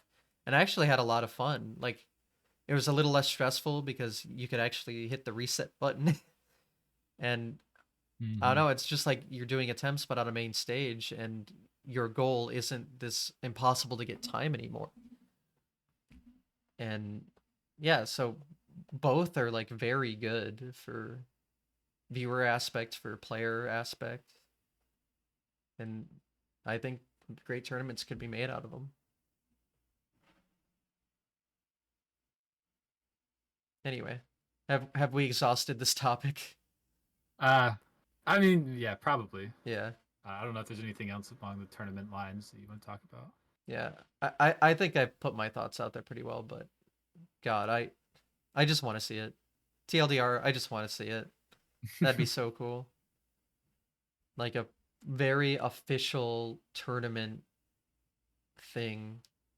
Because I mean, you could get it like it could be a live thing even, and there could be like a whole like viewing area, like kind of like a GDQ, but it's for a tournament, and then then it's like another meetup kind of event thing, so it could double as that, and yeah, Hmm. and then it's just another event to go to, but.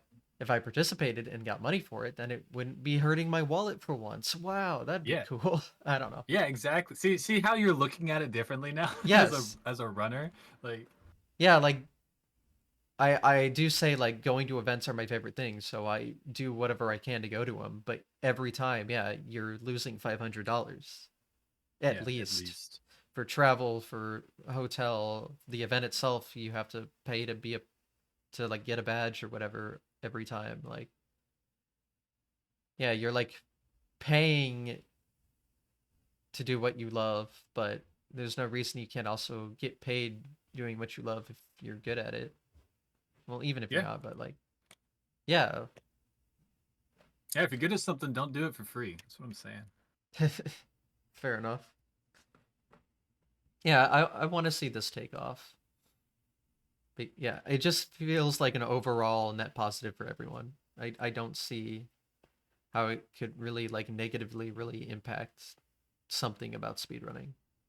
I feel like it could only grow every aspect of it. Because what if people only like watching tournaments, but then they're like they look into speedrunning more, then they check out GDQ, and GDQ gets more viewers or something. Like they could coexist Yeah. together. More money for players, more money for charity. Why not? Yeah. No, I think it's the way to grow. I really do. Yeah. I think there's only so far we can go with the charity model, and I think we're kind of there, which is why I really want to start pushing like actual competitions. Hmm. So yeah, we'll see. Yeah. See what happens in the future. Hopefully, like probably hopefully see something happen like next year. At least like some kind of step. Hmm.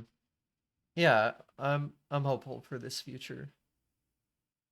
Just again, I like speedrun content. Want to see more of it. This is speedrun content. There's my thought process, I guess. Yeah. Perfect. That's Wow, speedrunning, yay, yay. yay. Anyway, so yeah, tournaments. Love to see more done. All right, what else? What else should we discuss? I don't know. How much time do we have? These usually last 2 to 3 hours. It's almost been two, but Oh, okay. we like half of this has been tournament discussion, which is cool. Like Yeah. I think this interview provides that insight that no one else has really given yet, Cool. and I think it's important to talk about. Like speed running Yeah. could really be changed by this, but I don't know. I usually ask the runner like what games they've played, and maybe here. What about like future speedrun plans, like goals for Mario 64, or even I know you mentioned Undertale, but if there's something else, as my throat Mm-hmm. dies on me. Yeah, you're good. Yeah, my future goals for speedrunning is to also do Undertale intermittently. It's a pretty easy run. Yeah, you might have to just memorize what areas you kind of farm the monsters in, and Yeah. then just go fight the boss, and then go to the next stage, farm the monsters, fight the boss. So that's one reason I want to get into that one. And but Mario 64, next step is 120 star. Hmm. I might there's going to be a big like practice grind for me to update a bunch of stuff, and I'm going to be updating stuff to potentially get like a 139. Ooh. Is going to be my next big goal because I think I'm like I'm right at the 1 hour 43 minute mark. I think I'm as of now capable of getting the 142, but I want to before I like spend 2 months grinding that out. I'd like to spend a month or so, 2 months, just updating things and doing a couple uh, like RTAs, like up RTAs, and just get some good practice in, and so my runs aren't just I'm not just like throwing them at the wall. Hmm. I have something like pretty solid to stand on and improve my times and start golding stages. So that's the next step for Mario 64. Yeah. I mean, 139 is that's the big one. Yeah, that's the big one, and that's kind of the mark where you go to pace and you participate and stuff like Mm. that. Uh, I don't know. I think it'd be cool. I'd be the first commentator to transition into that. I mean, simply you kind of have him, but he was like a big name and then got into commentary, right? He Hmm. wasn't. I would kind of be the reverse, and I think that'd be really cool. Yeah. I mean, no reason people can't. I think the top runners could make the best commentators. They know what's going on, like firsthand. Mm-hmm. But I mean, obviously, people that aren't like the top runners, as long as they have the information they and know what they're talking about, yeah, that's fine. But Yeah. you know, when No, it I mean comes, I was uh, gonna say of the commentators. I mean, I am probably the top runner of the commentators, and mhm, so when it comes to commentating the big time events, like things come out, I'll be the one to explain like what happened technically or something like that, yeah, and I really love doing that. It is a lot of fun. yeah, I've done commentary a few times. Like Pace was the first time I did it like on stage. I did like a little bit of the Mario One stuff, and then I was asked for a couple of other games that I knew at least a little bit about. And it's a little more fun with someone else. Like one of the times I had to do it on my own, and that was a little weird, just sitting there by Yeah. myself talking. But it's fun to like explain what's going on, and like you're like helping a viewer be like, oh, because Mm-hmm. when I started getting into it, people had to explain to me, and I had that same like, oh, that, and I find that very interesting, and hopefully others do too as well. And if you're the one providing that information, I don't know, it makes you feel good. Yeah, it is. And yeah, I'm the exact same way. I got a lot of my niche information early on from Badronis Hmm. because he's a top runner. He doesn't do as much commentary.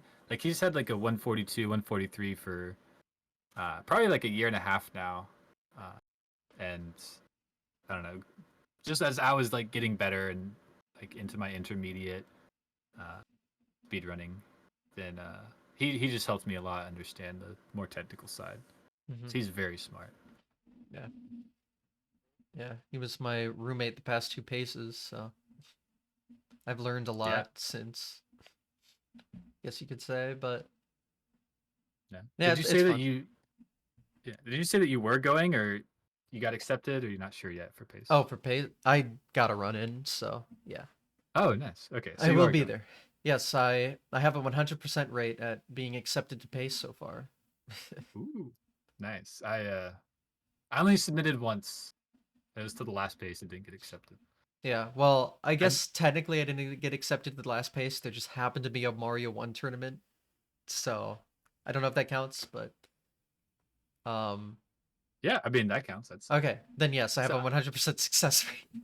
yeah. So Yeah. I did get to play on stage at this last pace though, because after the very first run, we made them do a no reset at the Hmm. very start, and we didn't start on time because all the showcase stuff beforehand was like running 2 hours late. So Mm. like we started late. We made the runners do a no reset, and so once all that happened, we're about 4 hours in, and everyone like got up and left to go eat lunch, Mhm. and we just had no one on stage, and we're like coming back from commercial break, like what do we do? Like I don't like what are we gonna do here? And so I just run to the back. I'm like, can I do a 1-star run up on stage since nobody's here? And they were like, go for it. I like Oh, we didn't so expect everyone to walk up and leave. So is that what started? Just everyone just coming up randomly and doing whatever runs, and they would change the names of That was yes, funny. I thought that was really yeah, good. yeah. I started that because like we had nothing. We had to do something. I mean, it was cool. Just hey, come up, do some random run while everyone's gone. Mm-hmm. That's Yeah, I like still its need to own clip kind of that funny and content. yeah, I got to put that on my YouTube page. Clip that out. Yeah, That was fun. We had like we had a pretty good audience too because they were there to watch the stuff because and it it just finally started. Yeah. started, and yeah, so like the audience got into it. I like messed up BLJ like 4 or 5 times, and I when I got it, everyone like cheered. And same thing with the SBLJ. You know that that one didn't take that long to be honest, and I don't know, just hyping the crowd up was really fun. Yeah, I remember because the last run, I when I did that solo commentary, I was talking about that run was the run before the Mario 64 started on day one. So it was so I knew it was behind because I remember I was gonna wake up to do my commentary, and I woke up and I looked at the schedule and I was like, okay, I got an hour. Went back to sleep, woke up again, looked at the schedule. Yeah, I got an hour. Slept for an hour. Made it in time though. We're Nice. good. Yep.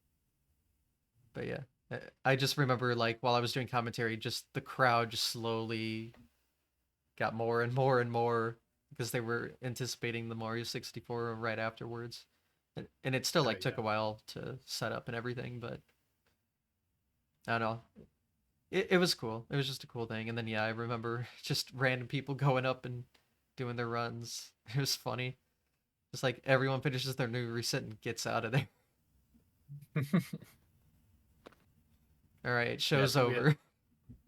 yeah, I think we had like a 16-star race between like Cheese and somebody else, and yeah, a couple of really fun things. Yeah, that could be its own like funny showcase thing. Just come up and do whatever. Yeah, just kind of Just tell funny. people to show up and not give them any details. Just show up. Here's the Pull the setup. Lamau, go at yeah, it. pull your stuff out of a hat, like pull names and be like, all right, who's racing 16-star, and like start. Oh my god. That could be fun. So many ideas. I mean, I'm glad at the next pace there's already there was a giant 70 person 70-star relay or 70 Yes. plus person. That's going to be on stage now. That's a part of the event. That'll Yeah, that'll that's be that'll be crazy. so that was the event as it was going on. It just wasn't on stage. Hmm. That was the thing. Um, but yeah, it was that was a lot of fun. The 70-person 70-star race. Everyone did 1 star, so even like you get like all the 100 coins and the red coin star. Like somebody like grabs the 100 coin star and then somebody else just like jumps to the Yeah, red someone coin who doesn't star know how and to then run they the swap out game. again for the next star. Yeah, That it's was fun. fun though. Oh, it was so good. I didn't think I'd be a part of it because it happened like while the Mario 1 stuff was still going on. I barely made it in time, but I was able to do my top of mountain TTM. I did pretty well, I thought. So, you Mm-hmm. know, got the warp up there, the log wall kick, jumped up the side, did the side flip, ledge grab, triple jump dive. It was all so smooth for me. Yeah. But Yeah, that was good. I remember doing get a hand. It was only like it's a 10 mhm, second star, but I did well. there you go. Are you a part of the one that'll be on stage? I probably will if I go, but not Mm. 100% Well, sure they yet. they I already really have want to. the like people. They already have like the schedule, I guess, like who's doing Hmm. what. I like to sign up and stuff, Yeah, that's already out. or like everything. Like they already have everyone. They already have everyone. Oh, okay. Well then, yeah. Yeah, Then no, I'm not. I'm not part of it because I can because tell I'm you. not 100% sure I'm going yet. Okay, gotcha. But they gave me bits. I have to No I have way. to finish it. Well, no, You have to do throws too. no. King J does the throws, Okay. Oh, so you just do like he swap did. out for that. Yeah, Okay. but I have to do. I'm the second to last. Yeah, yeah. Oh no, ain't no way, as they say. Uh, I believe you'll be fine. Bits yeah. is actually not that bad. 70 star bits is worse than 120 bits. Well, I'm just gonna say now. I'm probably gonna try to go for everything I know how to do. Yeah, like So, moving left side or moving standing left left. side. Yeah, moving left. Okay. At least once, because you at least usually don't die if you miss it, because you fall Mm-hmm. straight down onto that platform. I'll probably find some way to die, but I feel like it'd just be so cool to get like a really good bits at the end. But I'm definitely Yeah. Yeah. Go for it. I have an 18 and 16, so but I do just like practice bits a lot for fun, so maybe I could do it. I don't know. Yeah. 18's like it's pretty good. It's all right, yeah. Means you know what you're doing at least.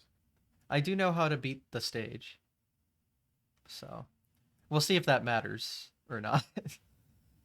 But yeah, that I mean, pace looks like it's gonna be a lot of fun, even though we don't really know like any of the LTAs other than the Mario 64 thing yet. But I think Last Space Mm-hmm. was like that too. I don't I don't quite remember how they do it, but I Yeah. mean Yeah. I'm not sure. the games list for like the things that aren't the LTAs that are set in stone. That looks pretty good. So I'm looking forward to it. There's a whole like 2D Mario block.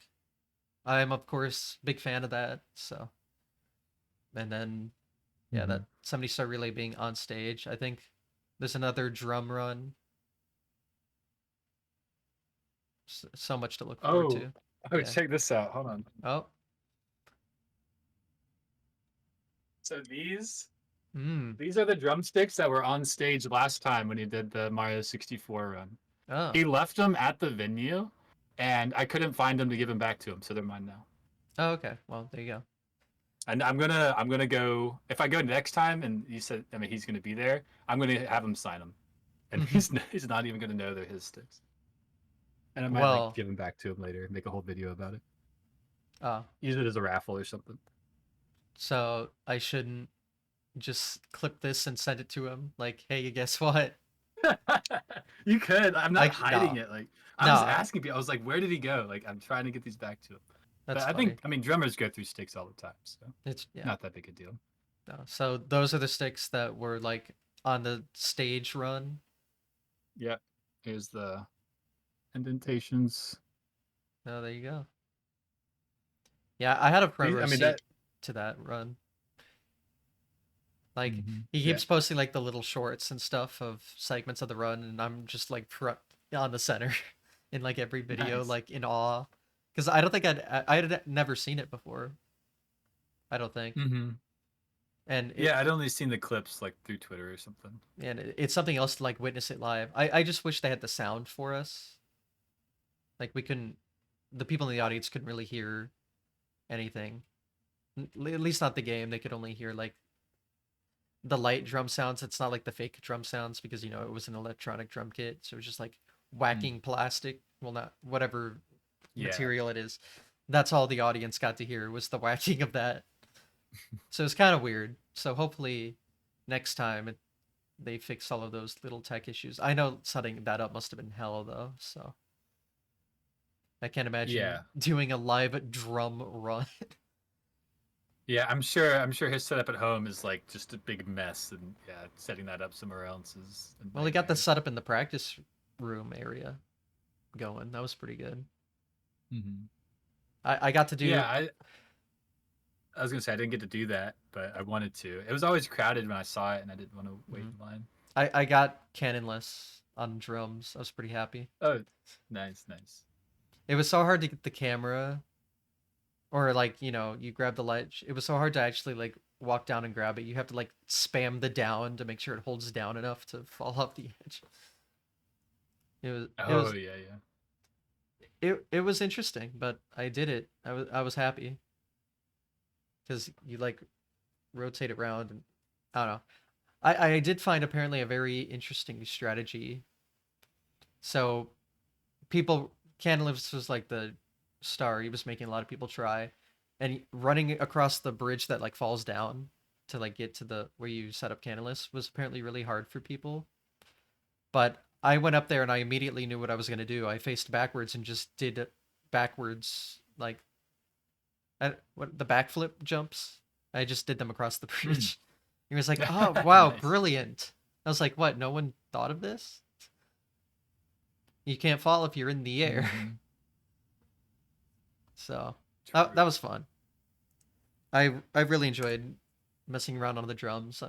I'm hoping. Well, I think like again the drum run got in again, so hopefully the setup's back and people can mess around with it again. Because that was just Hmm. like fun bullshit to do.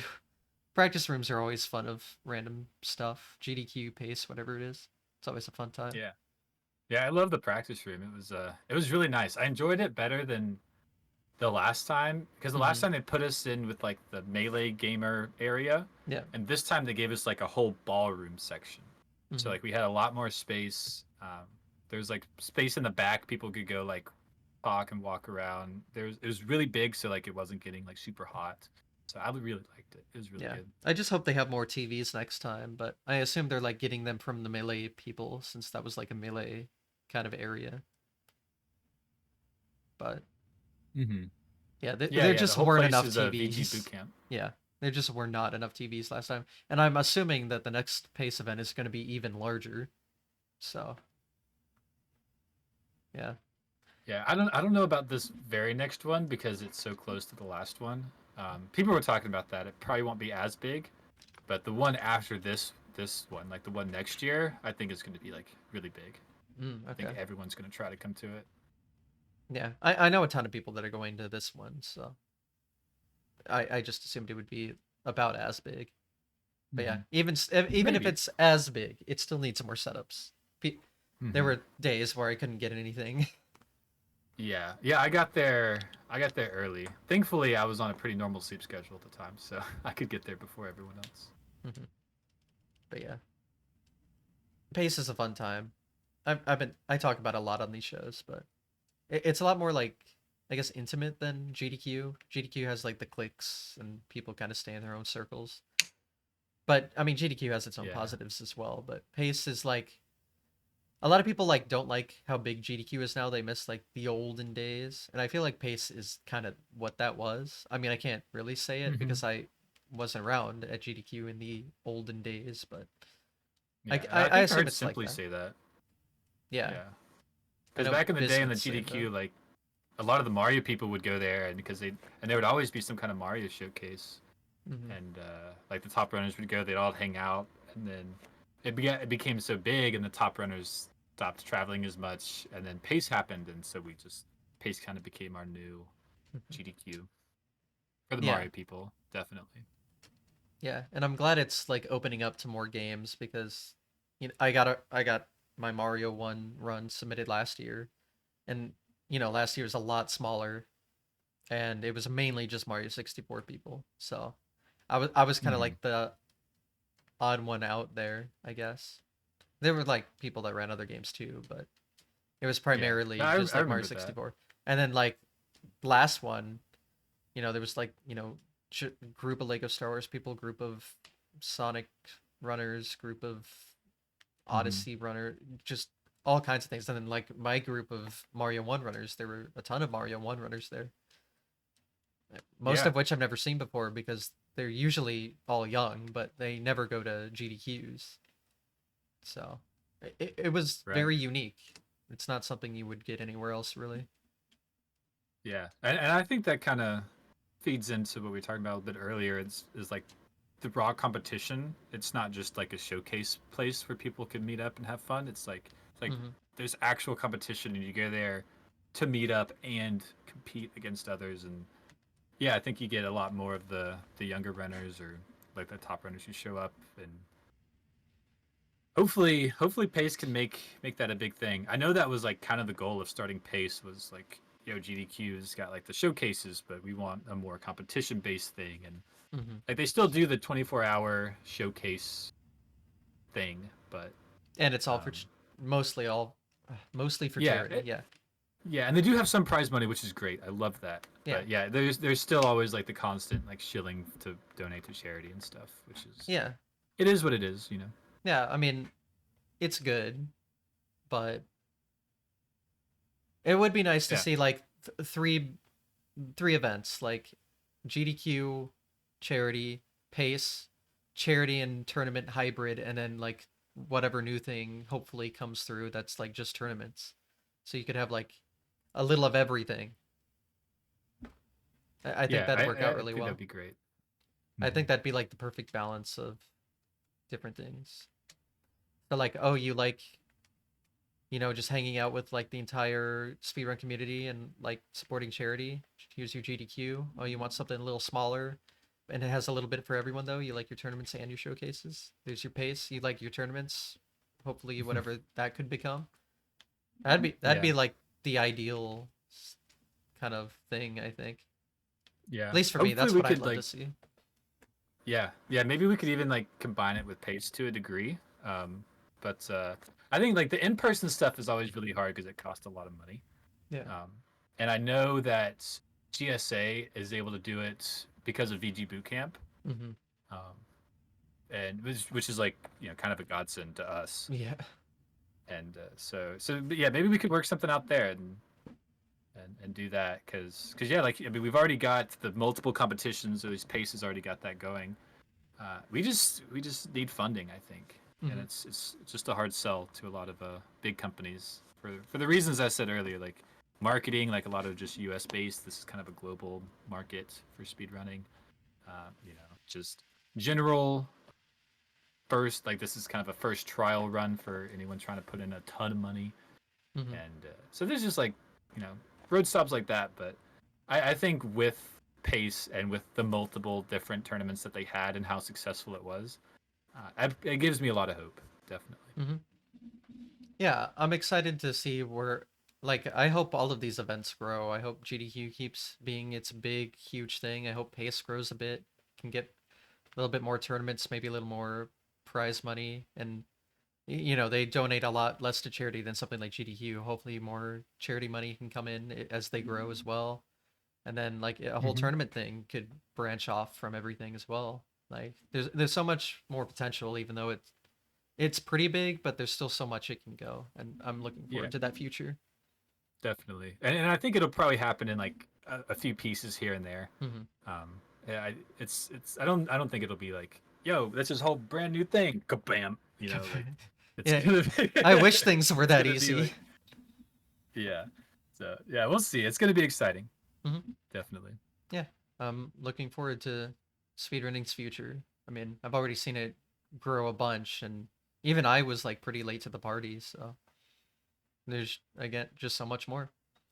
Same, yeah, dude. All the young people that I saw at Pace, that was actually pretty cool. All the Hmm. newcomers too, who are like getting into SM64 over the past year. Hmm. That was probably the coolest thing as far as like the whole scene is concerned. Like just seeing all of the young faces and knowing that even if it doesn't grow like exponentially over the next 5 to 10 years, like I don't think it's getting any smaller. No, So. yeah, I don't see that happening. There's always going to be games, and there's always going to be interest in playing games, and I think naturally the occasional person's going to figure out speed running in that way. So Hmm. yeah, I don't see it ever falling off anytime soon. I don't see any falling off plus ratios in the future, but Speed equals skill. yeah. Can't get away from it. No. I mean, depends on the game, but yeah, a lot of traditional games don't have like a way of testing your skill in that way, unless it's like a multiplayer game or a whatever. Hmm. So speedrunning, yeah, is like the answer to being good at a game. It doesn't have like a traditional basis on your skill. Yeah. I think it was Doom was the very first game that actually inputted a timer and Hmm. had people like race against each other on the timed levels, Yeah, or like with a Doom and timer on Quake the were levels. like the pioneers of the kind of Hmm. traditional speedrun thing. Because it was big because you could like save your movie file of your inputs and then like share it around, and then leaderboards were built off of it, and then it branched off to other games. That's kind of how it I think that's how it started. Hmm. At least Yeah, at least like very beginning, yeah, yeah, yeah. timers being associated. Yeah, I think those games really kind of kicked it all off, and here we are now, I guess, where you can, Mm-hmm. and I mean, you can really speedrun any game too. That's what's cool about it. You can speedrun any game. You can make up whatever goal you want. Like whatever idea Yeah. you can come up with, you can just put a timer and do it. Why not? You can just do it. Mm-hmm. And Yeah, just so, challenge yourself as a gamer. yeah, anyone could find that interesting. Anyone could find something to do. And if you're doing that, you're speedrunning, and that's gonna just speedrunning go bigger, I guess. Yeah, it's interesting to think about. But yeah, I'm excited for the future. So I think that's the takeaway here. Hopefully things happen that are cool. Yeah, and Yeah. I think we got a bright future to look forward to as far as speedrunning and competitions go. Hmm. So Yep. yeah, I'm excited. Yeah, definitely looking forward to it. Like there's so many different kinds of speedrunning content to look at nowadays. So, what's more? I want more. Let's see more. Mm-hmm. um, so do you have any I'm just going to completely change the subject. Um, you have any games you like watching but don't maybe speedrun yourself? Um, Not like full time. Like I don't like constantly watch one Well, other yeah. one or anything specific outside of Mario 64. Um, but I do watch Mario Odyssey a little bit, Mm. especially when like CCG is doing a tournament. I'll watch, Oh, yeah, yeah. and um, I think there's things around like SMB one sometimes if it pops up, but it is mostly Mario. Yeah. As far as like watching other games, if there's like a tournament that's and I see it like on the front page of Twitch, I'll tune in. But see other speed games that I just watch, not many.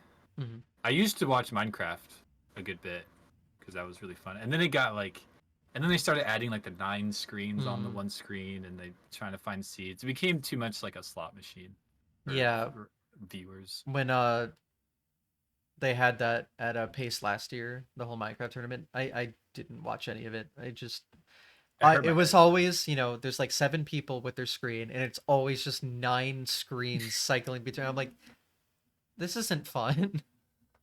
I don't want to Yeah, watch this. like everyone's searching for the perfect seed. We're just gonna gonna wait. Like I think that was probably the worst addition that scene added into their game was like the multiple like finding the seeds. And I Hmm. understand like trying to take some of the RNG out of it, but part of like what made it fun for the viewer was like the streamer jumping into the seed, looking around, and then either continuing it or like starting over. And like you might get like 10, 15 minutes of him like looking around, but every time you jumped in, you're like, what's here? Is there anything here? Hmm. But that's like totally taken away with. Well, we got 9 screens, and I'm trying to find like the most perfect seed I possibly can, randomly. Yeah. It's just kind of yeah. Yeah. For a casual viewer, it's not that fun. Yeah, Not very I've fun. never really been interested in the Minecraft speedrunning, so I don't really know what it's all about, but yeah, I guess that it would have been a lot better to watch in that way. Just looking around, like then it becomes interesting. It's like, oh, is this good? Is it not? And then once you hit like the good one, it's like a pog run, and now it's just like here's 5 hours of the same nine screens over and over, hoping for the best. Yeah, it's tough. Yeah, yeah. I don't see that as a yeah. I really just don't watch Minecraft. I don't know enough about Minecraft to care that much, I guess. So I don't know the meta all too well. But I just remember going to Pace and seeing that. And I was just like, what the hell is this? Yeah, It was it's funny. it's rough. It's a little rough. Yeah, maybe a little bit. But yeah, so yeah, Odyssey's really cool though. I love watching Odyssey stuff. The movement in that Yeah, game I is it's like Mario 64. It's really satisfying. Yeah, I think that's also another game that you don't need to like play in order to kind of see the magic happening.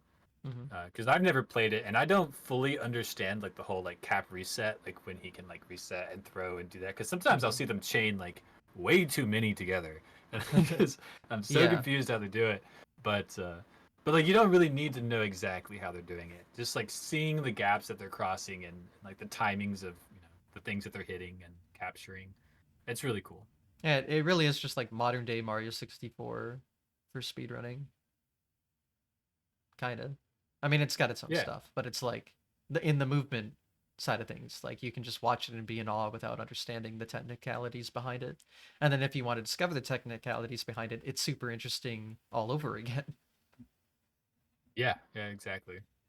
But yeah. It's also that's another game that's like really easy to get into, just like Mario 64, where as long as you just know the route and what to collect, like you can just do it at your own pace. My first completed run was like sub 2 hours. It was like 143, which Hmm. compared to like 554 compared to 137 and 120 star, that's pretty good. I'd like to think.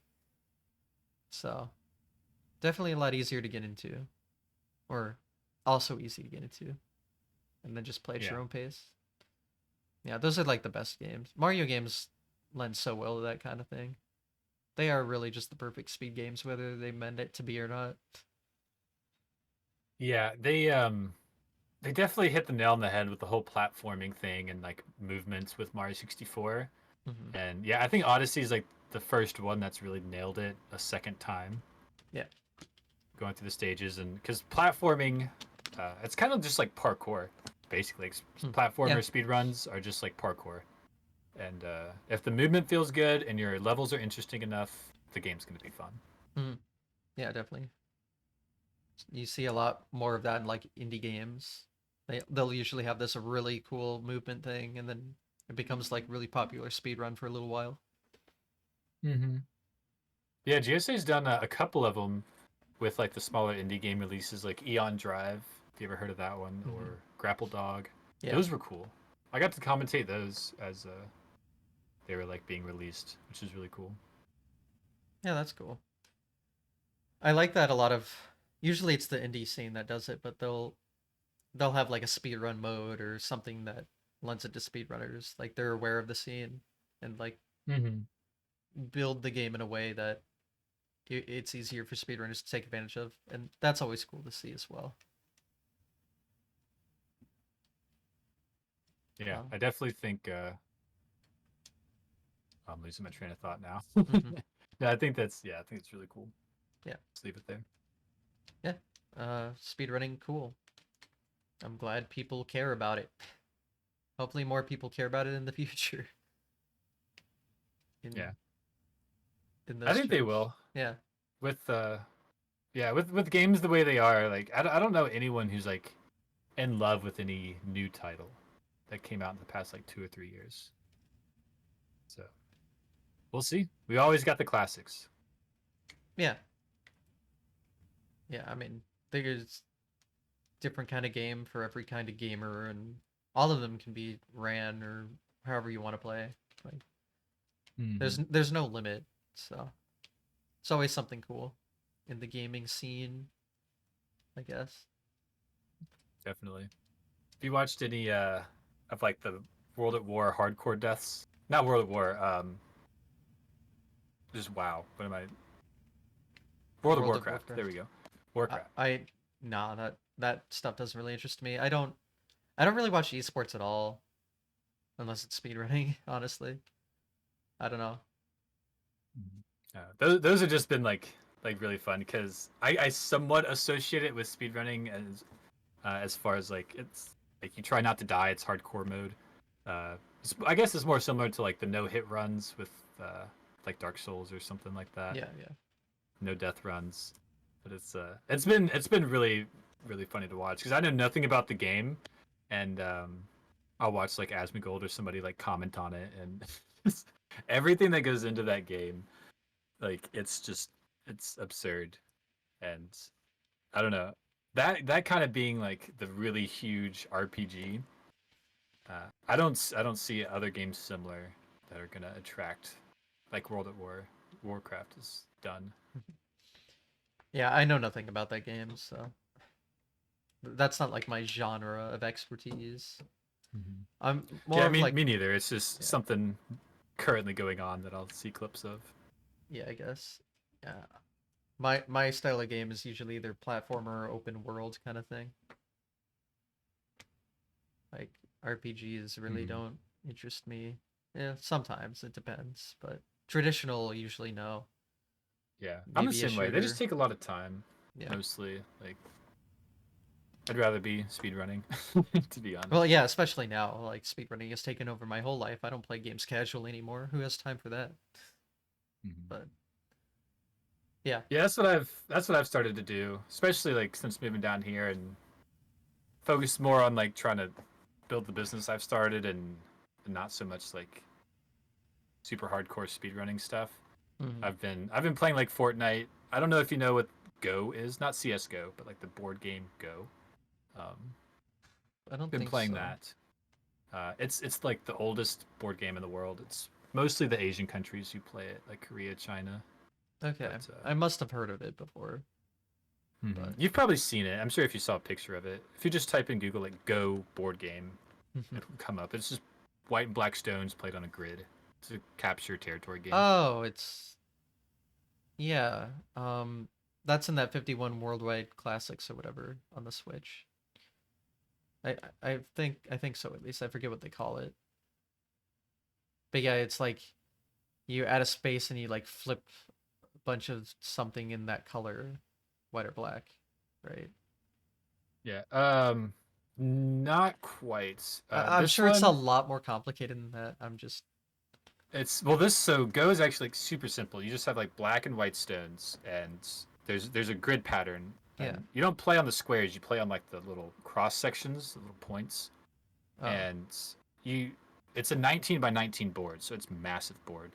The games can take like professional games can take hours and hours, but Hmm.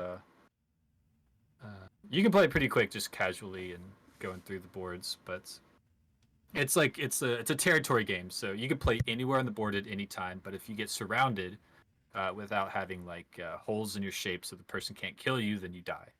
Hmm. So if you get surrounded on all sides, you die. You try to avoid that by making like specific shapes. But the rules are basically like put your stone wherever you want, don't get surrounded, play the game. That's like it, and like everything else just like kind of falls into place. So it's a really fun game. Definitely check it out. Okay. Yeah, it Anyone listening? must be different than what I was thinking. I wonder what I was thinking of. It's some other like black and white stone giant grid game, but Mm-hmm. I'm sure there's a bunch of like online like slight variants. yeah. Yeah, I'm not much of a board gamer. Uh so I yeah, I really don't play a lot of things. Like even when I would play casually growing up, I stuck to like the same kind of games forever, and now I don't even really play games casually anymore. Too busy speedrunning. I which would Yeah, call very boring, but yeah. yeah. Well, yeah, it becomes like a whole hobby. So Yeah, it's cool to it learn is what it about. is. I like learning about new games and stuff though. Um, but I'm like a super retro enthusiast. I like seeing what people were able to create on such limited hardware. So I'll look up like a bunch of like old consoles and what games they've had. And be like, oh, that's cool. I don't know. That's what I Yeah, find interesting. I really like retro games too. Um, I enjoy playing them. They're typically like really simple, like very relaxed. You can just have fun versus like more of the modern games, kind of Hmm. like in your face. They'll get you into the action like real quick, which is great. But Yeah, it's nice to like just sit back, relax with a few polygons, and do your best. yeah. Or even just 2D sprites, or Mm-hmm. even just squares. It goes back. It's crazy how much video gaming has evolved over the years. Yeah, Like, it really is. It's been cool. like my parents were children when Pong was huge. That wasn't very long ago.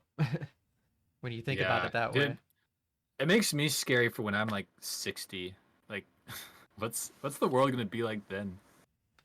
Yeah, I'm interested. Like in the 70s, we had Pong. Now we have like literally virtual reality. Like, where do we go from here? Yeah, I don't know. I'm not getting the chip in my brain. I'm gonna tell you that right now. I don't care how cool the gaming is. Yeah, we'll see about that. Um, I don't. I didn't think about that being the future, but Yeah, now I'm thinking about it, and I don't know if I yeah. like that thought Uh, process, but Neural net. Have you heard of that? no. Yeah. So neural net is one of Elon Musk's Oh projects, and well, it's that like explains why I know nothing about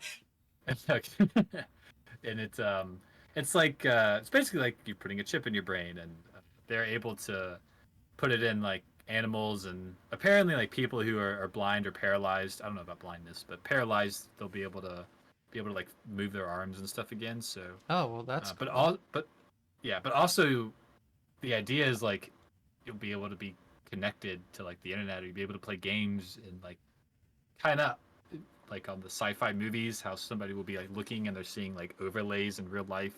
Kind of like that's kind of the idea of how it will be. I like the idea of it just helping people. We don't need to turn it into Yeah, that. I'm totally I don't know with you about that there. one, Chief. Yeah, Ugh. but that's the speculation at least. Nobody knows. Yeah, I mean, yeah, we could speculate forever about the future. That's the thing. We don't know, so why worry about it? I'll still worry about it, but Exactly. yeah. I think I've asked everything I can think about. Have I missed anything in terms of speedrunning that you can think of? Mm. No, I think we've pretty much hit it all. We've talked about just the scene in general, how it kind of connects, how the game plays. Talked about the competitive side of it. Hmm. Hopefully, I've given you some good insight on Oh that and yeah, maybe the future of that stuff. I'm super interested in the potential and the possibilities of it after hearing that. I like Mm-hmm. really want to see it, and I think especially if like the technology that was shown at pace for Mario 1 is implemented as well, like it could be this huge fascinating thing that so many people would want to watch, and I just really want to see that future now. Yeah, for sure. But yeah, I've had a great time personally. It's been a great interview. Thanks for having me on. Oh, thanks for explaining things in the speedrun world. Yeah, Yeah, for sure. super look forward to it. Well, yeah, I can wrap things up here. Here, if there's questions in chat, feel free to ask, and I'll leave you with self promotion to your liking. Oh, cool, cool. But yeah, hit me up on Twitch Oops. and YouTube and Twitter. Those are the three main ones. You've already got those on screen. I Here think we that's go. probably the official app for YouTube. You can just type in markinator99. I'll pop up there. Um, Yep. but yeah, hit me up. I'm on Twitter every now and then, not a whole lot. I'm on YouTube every now and then, not a whole lot. I'm on Twitch every now and then, not a whole lot. Well, I okay. I but no, I mean like I don't like live on any one platform. Um Hmm. I'm definitely around the scene, and if you're interested in me, just follow me like on Twitch or Twitter or whatever, and we definitely interact at some point. But I just have like a lot of IRL stuff going on, so I'm not like super focused in on one specific thing. Hmm. I'm just hanging around. I'm still here. I'll be streaming probably this weekend. So Yeah. yeah, just hang out. If you want to talk to me more about anything you heard here, I'd love to do so. And I'm sure we'll see some more tournaments in the future as well. So apparently they get some viewers from what you said earlier, so they must be pretty interesting. Yeah, yeah, they can. You gotta put some money in there. You gotta get some top runners involved, like all Yeah. that good stuff. Well, even not like all the tournaments I see do pretty well, even if it's just for fun, for glory, for whatever it is. So Mm-hmm. yeah, I'm just hoping more comes of it. It'd be cool to see. It's funny that Definitely. we had this planned right when you made that tweet about it. We were able to really go in depth about it here. Yeah, yeah, it's really cool. Good timing on that, I suppose. Yeah, I'm sure God worked it out that way. Anyway, thanks for watching then. If you're watching here live and missed part of this, it'll be uploaded on Sunday. I'm recording these in advance because I leave on vacation on Sunday. That should explain that. And if you're watching live here, episode tomorrow as well. That will be then uploaded the next Sunday. But I gotta upload these on Sunday to stay true to the name. That's how it goes.